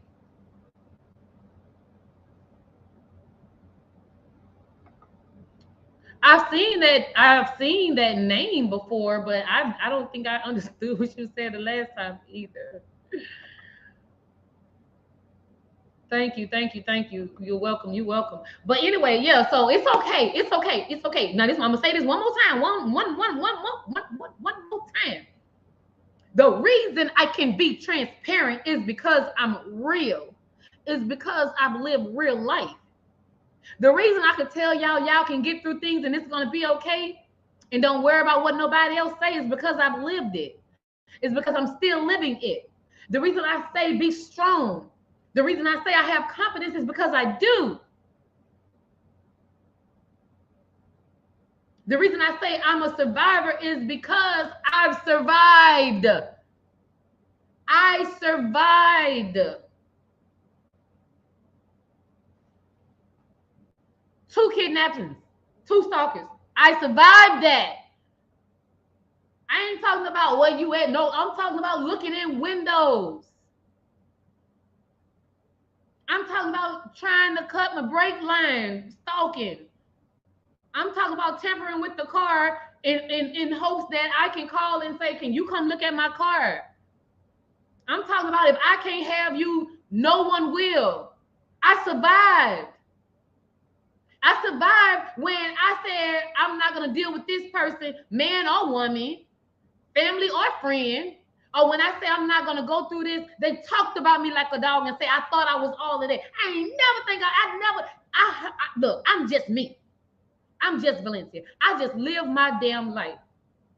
So when the people say, oh, she thinks she all that, no, I'm not fucking with you because I don't like the way you move. I never thought I was all of that.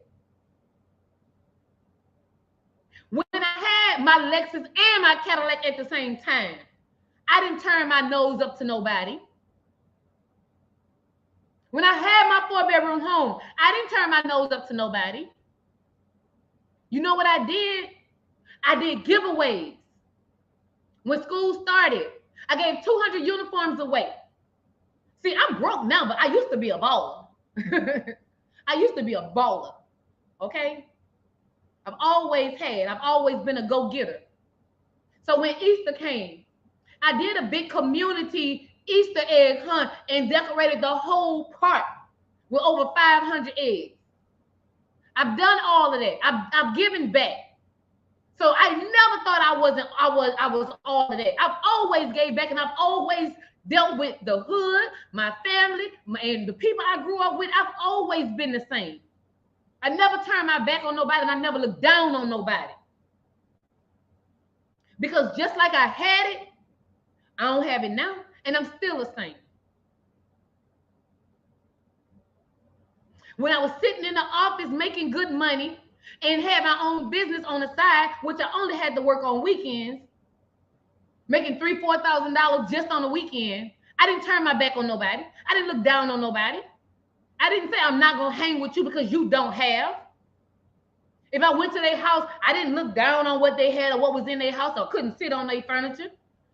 I was never like that. I've always been me. I've always been real. So who you see is not an act. When I say I fly above the drama, I fly above the drama. Because when I go out and drop bombs, they can't take. Because when I go out and drop bombs or fight back, they become the victim. So this is really me. If I fuck with people, I fuck with them. I may not like everything they do or say. Just like people may not like everything I do or say, may not like my voice. It may be irritating to them, whatever. But I'm not gonna judge nobody for anything. I've been watching the video since minute 1. I don't know what you're talking about, Mika. Oh, well, that came across clear. But yeah, so I don't judge people. So if y'all see me in people's chats and dealing with different people and people that don't like each other, I don't care what nobody else, what they going through. Because my mental cannot, I can't afford to invest in their bullshit. I cannot afford to care about who is doing what to whom. That's y'all business. Because I know how I am when I'm triggered. So I don't mess with nobody else or get into nobody else's stuff.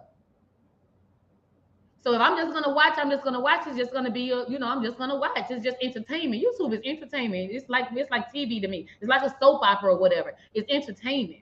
So I watch people, but I don't get involved because my mental can't afford it. Because I would have been in clap back. Somebody would have said my name wrong, and I would have been in clap back and went all up, and then they would have been, like, well, damn, I didn't even mean it like that. Or, well, damn, I was just playing. Like, really, so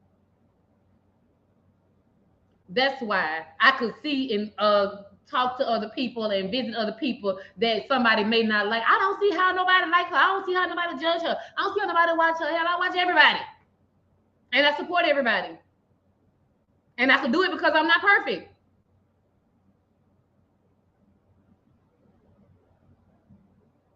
I could do it because I have a child that has been on drugs. I could do it because I have had mental illness. I can do it because I was raised in these streets. I could do it because I've taken charges for people. I can do it because I've held my own. I could do it because I don't need backup. I could do it because nobody's going to make me feel bad about me or what I do or who I am. If anybody ever say, Justvalencia, get the fuck out of my chat because you be everywhere else, guess what Justvalencia gonna do? Justvalencia gonna just get the fuck on and go on by her business and not gonna give a fuck. I promise you, I'm not gonna give a fuck. So that's why I speak. I speak and fall back. I don't even be there the whole time, most of the time. If I'm busy or at work or something, if I ain't doing nothing, and it's interesting, I'll listen to it. But if I'm busy or at work, or I say hey and I get busy, then I'm gone. So I don't have the whole story anyway. It's so much shit going on. I can't. My mental can't take all of that. You think, and then mentally, while we're talking about this mental, some of y'all need to log the fuck off of YouTube. Some of y'all need to get a hobby. There's adult coloring books that can help you to relax, relate, and release. Get you an adult coloring book and you just color and cool your mind.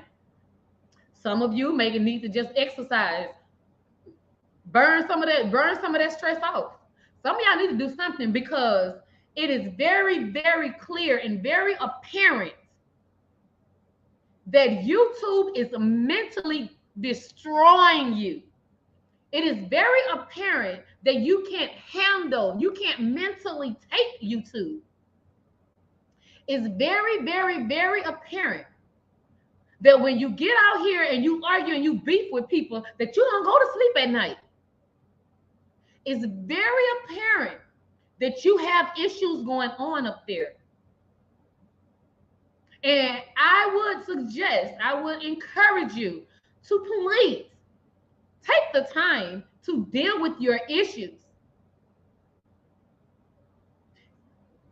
If you're sitting up there addressing every single thing somebody on the internet say about you or think about you, and people that don't even know you or who hear somebody say something about you, your personal life gotta be miserable.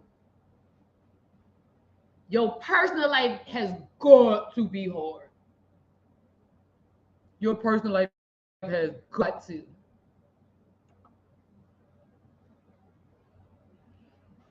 Yes. Please like and subscribe. Make sure you hit that notification bell and set it to all because I do a lot of uploads. Because I am a very, very, very, very, very busy person, I don't always have time to go live. So I do uploads to try to keep some stuff on. And I am so ready for my members only live, y'all. I'm so ready for my members only live. Y'all tell me when y'all want to do it. I'm going to have to look at my new schedule because I'm with a new company now. And I made my schedule. I'm still making schedules and stuff, child. I'm just the overseer, but I don't even know when. I gotta check. But I really do want to do a members only live sometime today's Saturday, well, next week, sometime next week, I really want to do a members only live. Yes, get a hobby. Get a hobby. Even if you're just going through depression, just like I said, like I had to do, just get up and go. Get up and go. Find the strength to get up. Just take one step. Just go to the store. Then the next day, just go to a clothing store, buy you an outfit, put some clothes on. When you feel good, when you look good, you feel good. Like really take the time when you're going through depression and anxiety, like really take the time and just stop whatever triggered you. And I think I have an affirmation on depression and anxiety. I have an affirmation on anxiety too. So make sure you guys check out that affirmation as well. I need to get back on my affirmations. I've started twice, but have not completed them. So you get up, take step by step, do day by day. Whatever that issue is that triggered you, just don't look at it. Don't think about it. Put your mind onto something else. Hey, Low-Key, thank you for being here, boo. Put your mind onto something else. Take that control like I had to. Now, I done told y'all all I've been through in life. Not all I've been through. I told y'all a lot I've been through in life. Now, don't y'all think I should be on some kind of medicine, doped up or somewhere, then lost my mind by now? Nope. Nope. I lost my twin. I lost my best friend. I was assaulted by someone well known to the community at a young age, so I had to deal with that. I've been kidnapped twice. I've gone through a lot. People cannot walk a mile in my shoes. And the whole while I was going through that, I never missed a beat. My kids never suffered. Now, they say when you're going through a mental illness, especially depression, your kids are going to feel it. They're going to go through it with you. They're going to, it's going to affect them some kind of way. And I'm sure it did. But at the time when I was at my lowest, you know what I did? I let my kids, I let them go to the park and I let them go shopping and I let them go do all of that. And I sat in and I sulked by myself. And like I say, it took a little while before I had to just get up and say, no, this is not it. This is not what it's going to be. So that's where, and I saw a comment that I didn't acknowledge. So that's where, what did she say? You ain't broke. You just have it's in order. Well, I mean, it's in order. I'm trying to get it there. To say, yes, you do, sis. I love your confidence. I have to believe in myself. I had to start doing that. I had to. And it wasn't easy at first. Like I say, in the beginning, I had to say, I can wear it. I'm an adult. Why can't I wear these clothes? Why do I have to hide my boobs? I don't have to do that. So my confidence really came from me just taking control and showing other people that you can't control how I feel about me.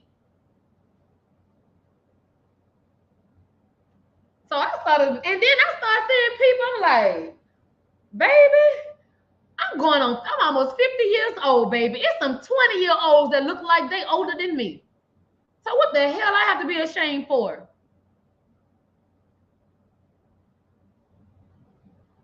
I have scars. My scars remind me of what I've come from, what I've been through. It reminded me that how strong I am and what I survived. One of those men that kidnapped me. Let me see if y'all can see it. Y'all see that scar? Right here. Can you see it? One of those men tried to slit my wrist and was gonna act like I killed, like I did it to myself. Like, I've never been beat. I've been choked one time, and like I've told y'all this before. I've been choked before, and that person is still on disability today because I don't play that. I'm not gonna be beat, but I've gone through things at breakup time, the unthinkable at breakup time. So my confidence is you can't make me feel bad about myself. I was strong enough to leave you. I'm gonna still walk with my head up high. You're not gonna make me afraid to walk out of my house. You're not gonna make me afraid to go anywhere. So my confidence is I survived that depression. I survived 15 years of deep, dark depression. I got so tired of crying. I got so tired of crying. I got tired of being depressed. So that's why I said no more medicine. No more, none of that. It's just me living my life. Me doing whatever I want to do. Y'all see my Justvalencia Just Does It episodes? I wake up and whatever the hell I want to do, I do it. It doesn't matter what it is. It doesn't have to make sense to other people. So I went through the thing. My mom used to tell me all the time, I blow too much money. I blow too much money. Why are you going here? You just come from a vacation. Why are you buying this? You don't need that. It's mine. I work for it. I'm going to do what I want to do with it. If anybody tell me how to spend my damn money, you ain't making it. Nobody give me anything. Nobody gives me anything. So anything I want to do, I get up and do it. I have nothing holding me back. My twin is not here. My best friend is not here. They both left me. It's just me. So I'm going to get up and live the life Valencia wants to live. No matter what somebody else says or how they feel about it. I'm not hurting anybody. So if my happiness hurts you, then you need to check your mental. If you are upset because I'm not depressed, if you are mad because I'm not sad, you are pissed off because I have confidence, if you hate me because I'm a go-getter, that's you. You can't break me. And that's the mentality that I want y'all to have. Depression couldn't break me. Kidnapping couldn't break me. Somebody trying to end me didn't break me. Losing my twin didn't break me, even though I thought it did. And it still hurts. The not having a relationship for my mom for a long time didn't break me. Nothing broke me. So who in the world do you think will have the power to break me now? Who can break me now? Who?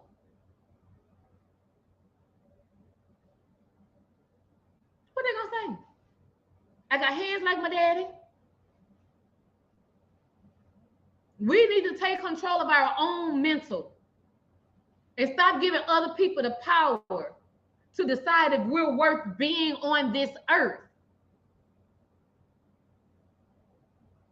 And when y'all see people with mental illnesses, stop pushing them.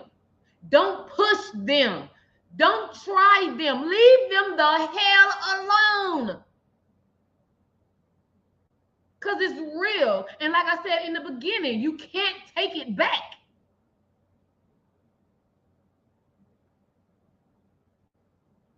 You cannot take it back. You cannot undo it. This girl only have one child. One child. And 2 grandkids. And she just left that note this morning saying she finna off herself and her kids are a disappointment. And nobody can find her. So because you're judgmental and you worry about what somebody else thinks, what somebody else is gonna say about you because your child have 2 kids out of wedlock, now you're losing your child, your only child, and your only grandkid. Because when she was crying out and saying she feel like a disappointment, instead of her saying, or instead of you saying, okay, you made some mistakes. You see he's not the one for you. You know, It's okay. I'm still gonna be here. Because that's what the woman was saying. That whoever the mama is disappointed and the kids there because they back to back can't help them or whatever, can't take care of them or won't take care of them or whatever. So she's such a disappointment to the mama. She embarrassing the mama's embarrassed of it, so she just gonna off herself and can't nobody find her and her two babies. Now you don't have nobody. Stop letting other people tell you how you should feel about your children, how you should look at your children, how you should parent your children.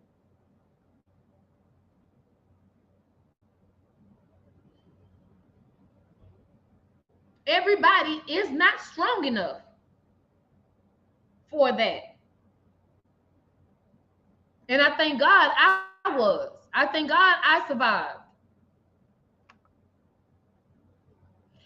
You are my hero because you have picked yourself up and kept it pushing. Yes. Yes. And it hasn't been easy. I told y'all when I made this YouTube channel, I was going through it. When I got out here and started talking to myself, I was going through it. I actually did that last year. She did Easter egg hunt for her daughter's apartment complex. The kids loved it. Yes. Yes. I can pull up some old Facebook, but that's it's old, so I don't want to be posting too many old pictures. I did a Christmas giveaway. And I had so many toys. I had to end up just putting it on Facebook, say anybody come. I was giving each kid 8, 9 gifts and still had toys left over. That's how much I overdid it. Because, you know, when I'm up, I'm up. You know, I'm going to look out for people. I would hope if I wasn't around and my kids ever needed something or they ever needed someone, that someone would be there for them as well. Someone would look out for them just as I looked out for other people's kids. I told y'all about on the cruise last week. Some little bitty girl, she says she's 4 years old. 4-year-old little girl in the pool by herself. I was in the pool. I got in the pool with her, waiting on her parents to come back. I was in the pool an hour and 16 minutes with the little girl. Nobody never came for the little girl. All them adults in the pool and stuff.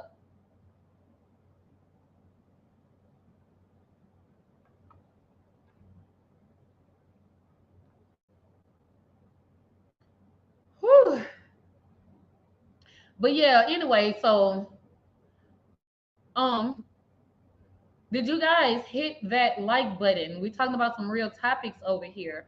I want y'all to hit that like button.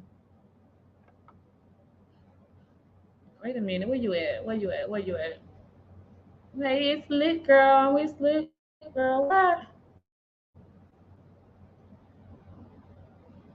So if you are not an official Royal Rider, you would like to become a Royal Rider, all you have to do is hit that like and subscribe button and you will officially become a Royal Rider. It's that easy. If you're in coach, you don't want to hit the like and subscribe button. I don't know why. It's just weird because it's free. It doesn't cost a thing. Come fly first class VIP around here. We don't judge anybody. I don't care what you're going through. We don't judge. We don't look down on anybody because our shit stinks as well. Okay? Okay? And you can't put us down. You can't make us feel bad. You can't make us embarrassed about who we are. It is life. It's just life. It happens. Okay? It happens. So I'm going to give y'all a second to hit that like and subscribe button. Please hit that like and subscribe button. Money line, I'ma run it every time. Give me mine, going up, need no decline.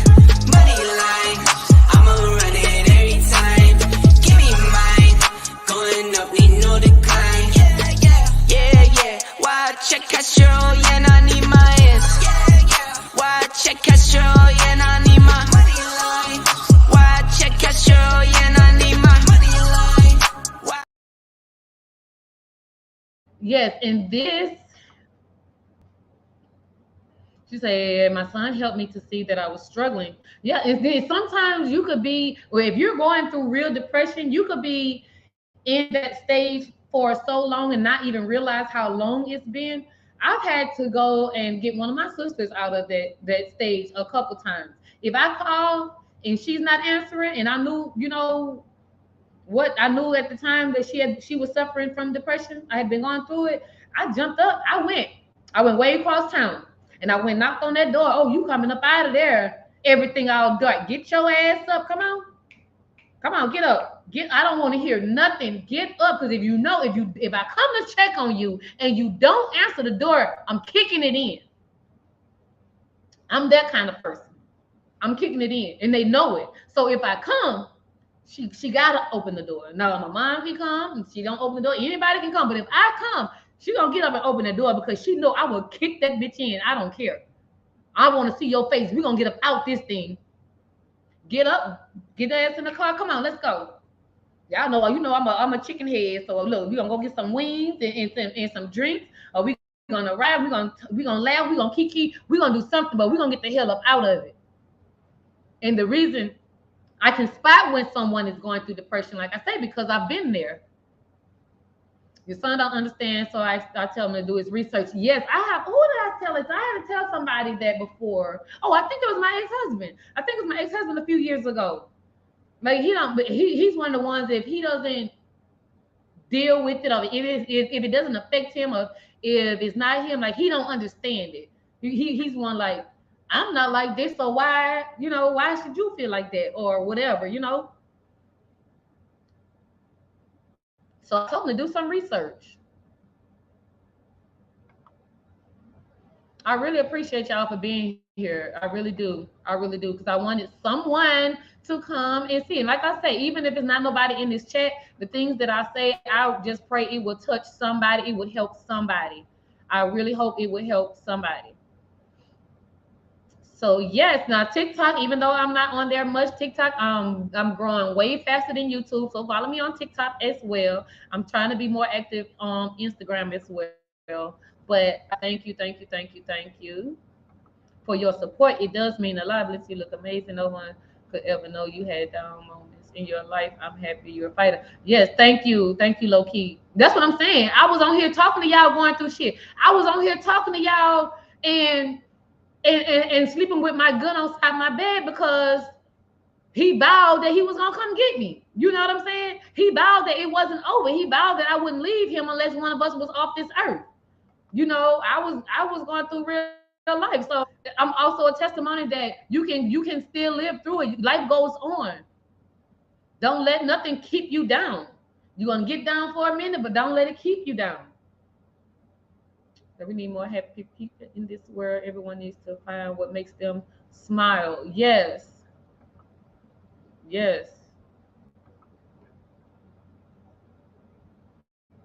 She said, I heard, I know that's stressful.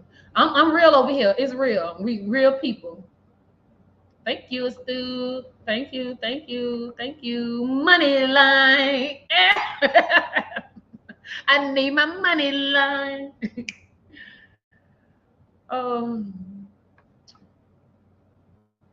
So if I would, and you know I suffered so many losses in the past. Yes, girl, I totally understand, Mika. I don't know who's worse, me or you. I'm just trying to get over. And then they gave my grandmother, what this was like 2 months ago, was Stu? Was it 2 months ago? I found out how bad my grandmother was in. They gave her 3 to 6 months to live, and that was 2 months ago, and she is declining. And this lady has just last year was still living on her own, still paying her own bills in her own house, talking in the right mind and everything. But I thank God that she's not in pain. She's not suffering at all, but she's rapidly declining. I put up a picture just from last year, and I look at her now. It doesn't even look like the same person. In 1 year, it looked like she's aged 20 years. So, and she was that's my baby. In fact, that's what I'm getting ready to do. I'm getting ready to go see her, and I'm gonna do a little video with her just to have my memories. So, because you never know when it's gonna be the last time I see her. So I'm gonna, do a little memory video to keep, because she's still, like I say, she's still in her right mind and she still knows me, and I'm a baby, All of them grandchildren. Well, we lost count of how many grandchildren she had. We lost count. I have lots of cousins, like over 60 cousins, like for real. But I'm that one that's gonna always be there. Still trying to balance it. We're gonna make it through. Yes, you will. You will find something. When I say all you gotta do is start with an affirmation. And because when people telling you it's gonna be all right, you really not hearing them. You're not hearing them because you don't see the outcome. Do y'all know I have gotten on this thing and talked to y'all and did a live, and just 2 days earlier, I couldn't see my life a month from then. I was like, I don't even know how my life is gonna be a month from now. So I had to get up, and I made myself get up. I made myself continue life. I made myself go to work. I made myself put on clothes. And then, before you know it, I was like, hell, I forgot I was supposed to be depressed. I forgot he was supposed to be stalking me, child. Look, that piece that I ride in the car with, that had to have it right there on the seat. At one point, I was trying to drive with one hand and had my other hand, like that's how bad it was. Like I was ready for it. To the point now, like I know it's in there, but it ain't gotta be right there now. Like I'm not gonna let you live. I'm not gonna live my life like that, bro. You ain't finna have that kind of power, bro. You ain't finna have that kind of power, bro. I don't have a lot of company, but as soon as somebody, first of all, I don't like pop-ups at my house. I hate pop-ups. I got signs outside. Everybody know I don't like pop-ups. So somebody pop up, I this one cousin that he ain't gonna get, he gonna always pop up. So at one point, and yeah, I was going through this while I was, doing this YouTube thing. At one point, when somebody knock on my door, ring my doorbell, the first thing I would do is grab my piece. Before I even look out the window and see if I see a car, I would grab my piece. I said, oh, hell no. You ain't about to come. I got rid of you so I could have peace. This is not peace.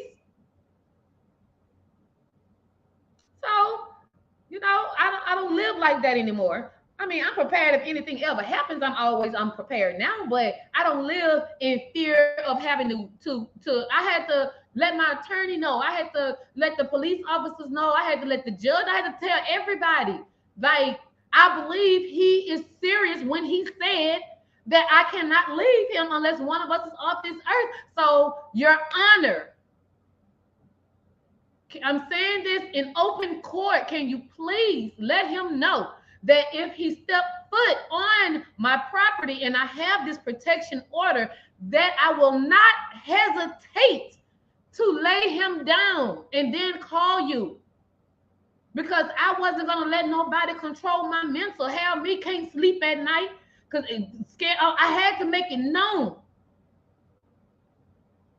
And once he knew how serious it was, it slacked up. But I made it known. I made it known to my divorce attorney. I made it known to the cop that served him with the divorce and restraining order papers. I made it known in open court. I made it known to my family. I made it known to my job. I made it known to everybody that I am not going to answer his calls. I am not going to call him. I'm going to stay far away. But if he violate that order, I'm not going to wait and see what he's calling about or what he came to the house for. I'm not going to wait. All I needed was that piece of paper. And I told everybody I'm going to drop them dead. I'm going to drop them. I had friends lined up. This one live this. If I'm at work, this one live this minute. This one is get to me. This one is this far away from the house. This one is this far away. I had it lined up. Like I meant I was going to control. I was going to take control of my life again. And I did. I had to. So yeah, I'm walking around with my head held high. I go where I want to go. I don't avoid places that he might be. I'm gonna live my god doggone life. Because that's mental, that's still abuse. That's mental abuse because I can't live my life and move like I used to move. Because I'm worried about if you're gonna be there. You got me messed up. Sure, if I'm gonna live and be unhappy, I may as well just stay with you. Hell no.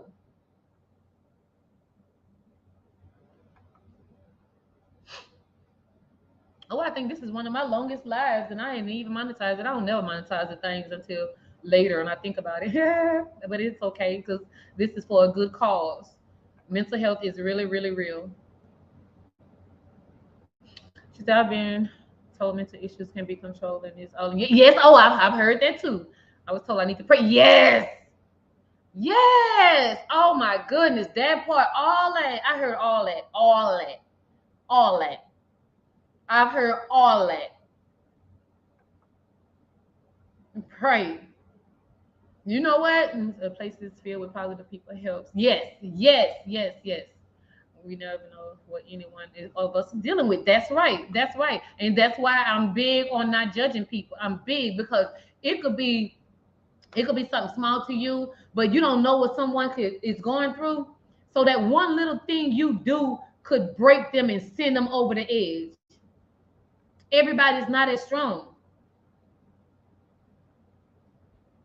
So hold on, y'all. I'm just gonna. I said I was gonna check on this little girl, but I think I want to go ahead on and see if her mom texted me back. She probably didn't, cause I just want to see if they found her and them babies. Child.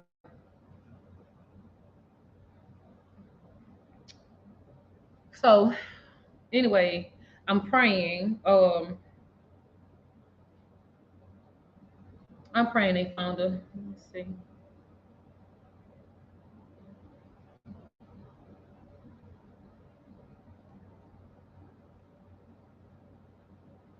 Let me call my sister real quick. Yeah, I'm praying that they found this baby.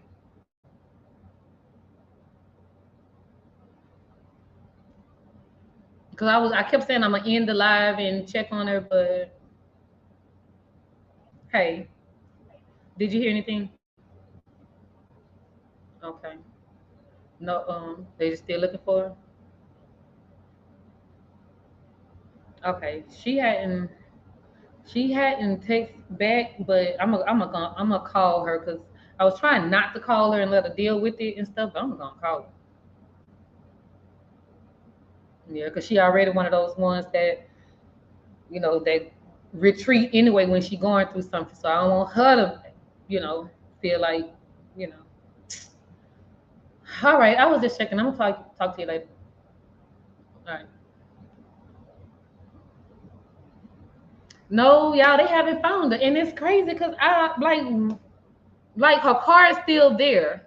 Her car is there, but her and the kids are not. So, and she was an only child. Like nobody knows where she could be. So they had to leave the house some kind of way, right? She didn't leave in the car. I don't know. Said pop over here if you want to. I'm not okay. Oh, that's what I had started doing, child.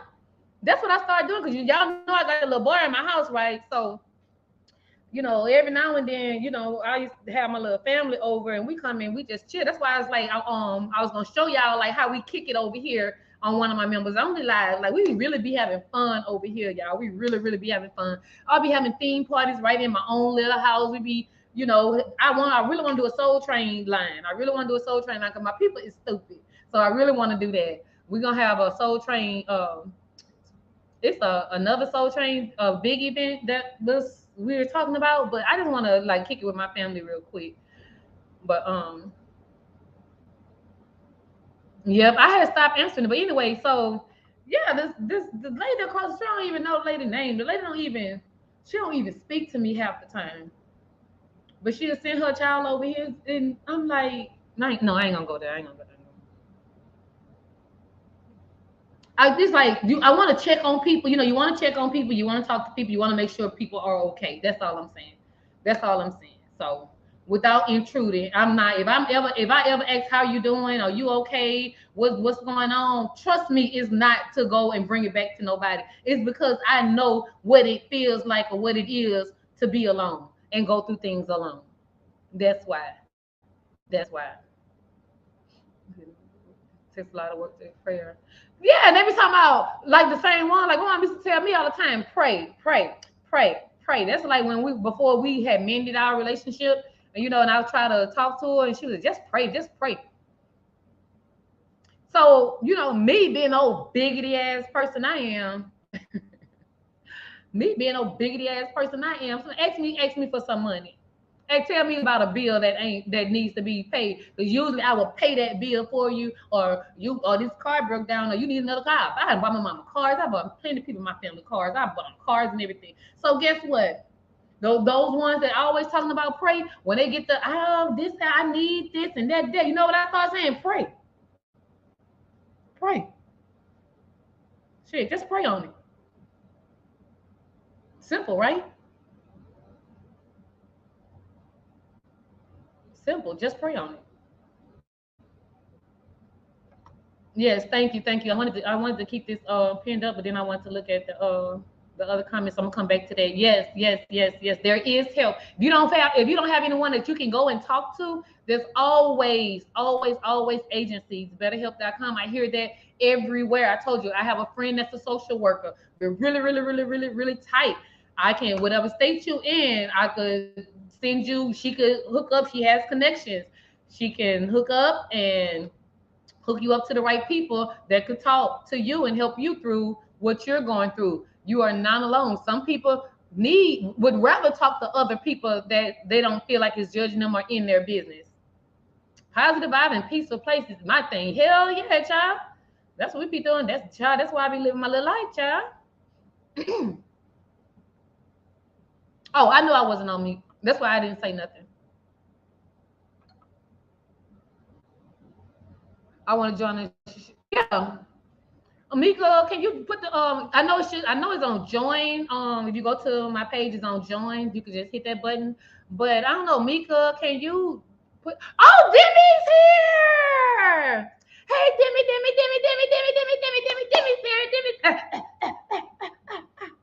I get so excited to see my boo. I miss you. Yes. Okay. So she would like to become a captain. So yeah, I am too, child. That's just so, and that's her only child, girl. Okay. Well, okay. You can always just click the hit that join button. Cause somebody did. Oh, she did it! I have a new co-captain. I have a co-captain. Thank you, okay. We're gonna be partying in the cockpit, baby.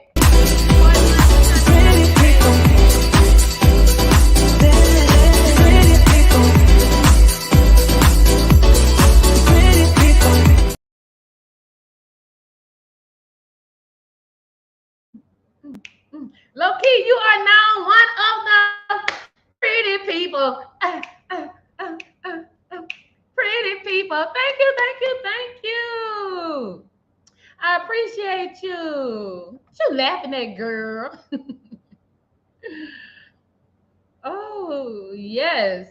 Demi is one of those. Demi is that person. Remember when I said you can say you have to get help and protect yourself while you pray too? Yes. Demi is one of those people that I have had to call, that I've needed a shoulder to cry on when I was at a low point. And Demi has always been there. Judge Free Zone always been there. She gonna make me smile. Even when I don't think I have a smile in me, she's gonna make me smile. So she has helped me during one of those instances I told y'all about that I was going through, and it was I was at a low point. Demi was there for me. Demi helped me through, and I appreciate people being in my life. So you would be in a padded room if anything happens, child. I've learned not to talk like that. I've learned not to say those kind of things, because when I was younger, I would always say, when I was going through like real life, I would always say, I don't care what happened. I can do anything as long as I got my twin with me. As long as my twin here, I'm good. As long as I don't lose my twin, I don't care. And I lost my twin. So I've learned to just never even, I can't say those things no more, because that was really my one and only fear. And it sunk me off. I got so angry. I beat so many asses. Oh my God.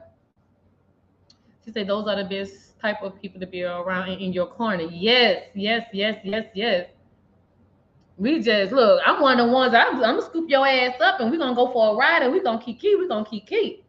And you know who has been on my heart? Marie have been on my heart, and I really wanna. I'm gonna take that ride. I'm gonna take that ride. I'm gonna see when she's available, and I'm gonna take that ride, and we go. I think we're gonna go just eat and just hang out.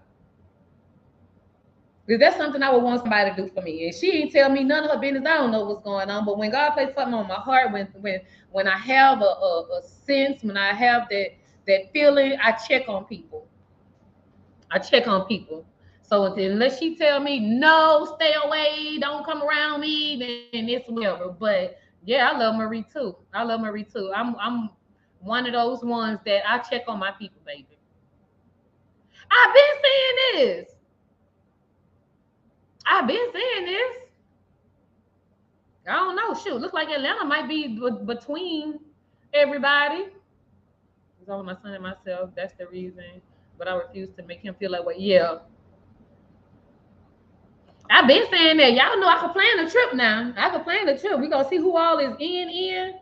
And we're gonna do it where it's and everything is comfortable and everybody's in agreement. Y'all already know I take lots of trips. And any event that I give, any event that I go to, any event that I participate in, it's never no drama. It's always fun. It's never been no judging. Like I'm just not that type of person. I just don't have that in me. I just don't. I just don't.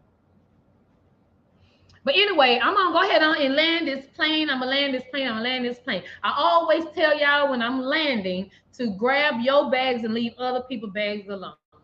But in this case today, I am going to tell you, if you see someone that looks like they need help, that looks like they are in need, that looks like they are hurting, that looks like they are in pain, please, please, please reach out to that person.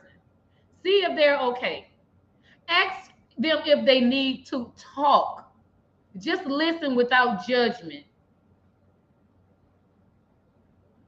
Don't end up on the news. Don't let your family member end up on the news. When I say I got a big family member, I have a big family member. And a lot of my family members have ended up on the news. And it wasn't always good. It wasn't always good. So again, that's another reason I protect. I don't get involved in stuff because my family they coming, and you know once that button has been pushed, you can't unpush it. So I just stay to myself because a lot of people don't just talk. A lot of people don't, a lot of people just not in it to be seen. A lot of people really live that life. So yes, listen without judgment. Yes, thank you, thank you, thank you, thank you. I appreciate y'all so much. I appreciate y'all, always do. Captain will continue. Thank you so much. All right, y'all. So anyway, so I'm going to go ahead on and land this plane, y'all. I gotta go check on my friends. If you are the strong one in your family, continue to be strong. You have to lift yourself up. You have to be there. You have to get through it. If you aren't the strong one, you know somebody that's strong in your family, check on them. Check on the strong people. Check on the strong ones. Check out my old lives. Only the strong survive. I have, like I said, my lives in the beginning, I haven't rewatched them since I went and took out the music because they were blocked from copyright music because I wasn't monetized then. So I just went and deleted all the music, but I haven't listened to them, but the message still remains the same. Check out my older lives. So these are the kind of lives that I started doing a year ago. This is how I got to 1K.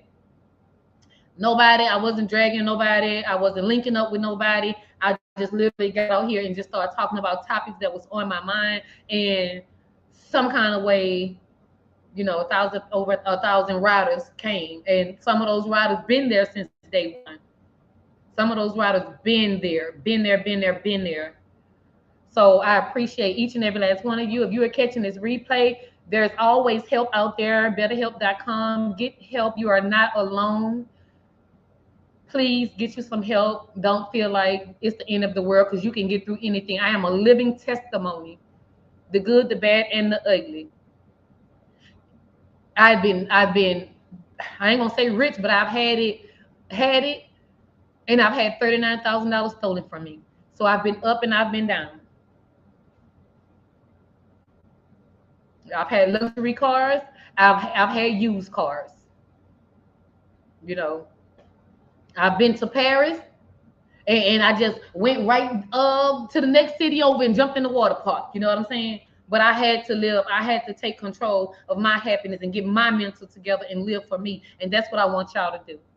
So I thank y'all for being here. I thank you for joining me. Throw some airplanes in the chat on your way out. I'm your captain, Justvalencia, signing out. Everything is going to be okay. Watch my old affirmations. I love you guys. Peace. Anything you want, anything you need. Your mind's got the key ingredient, it's belief.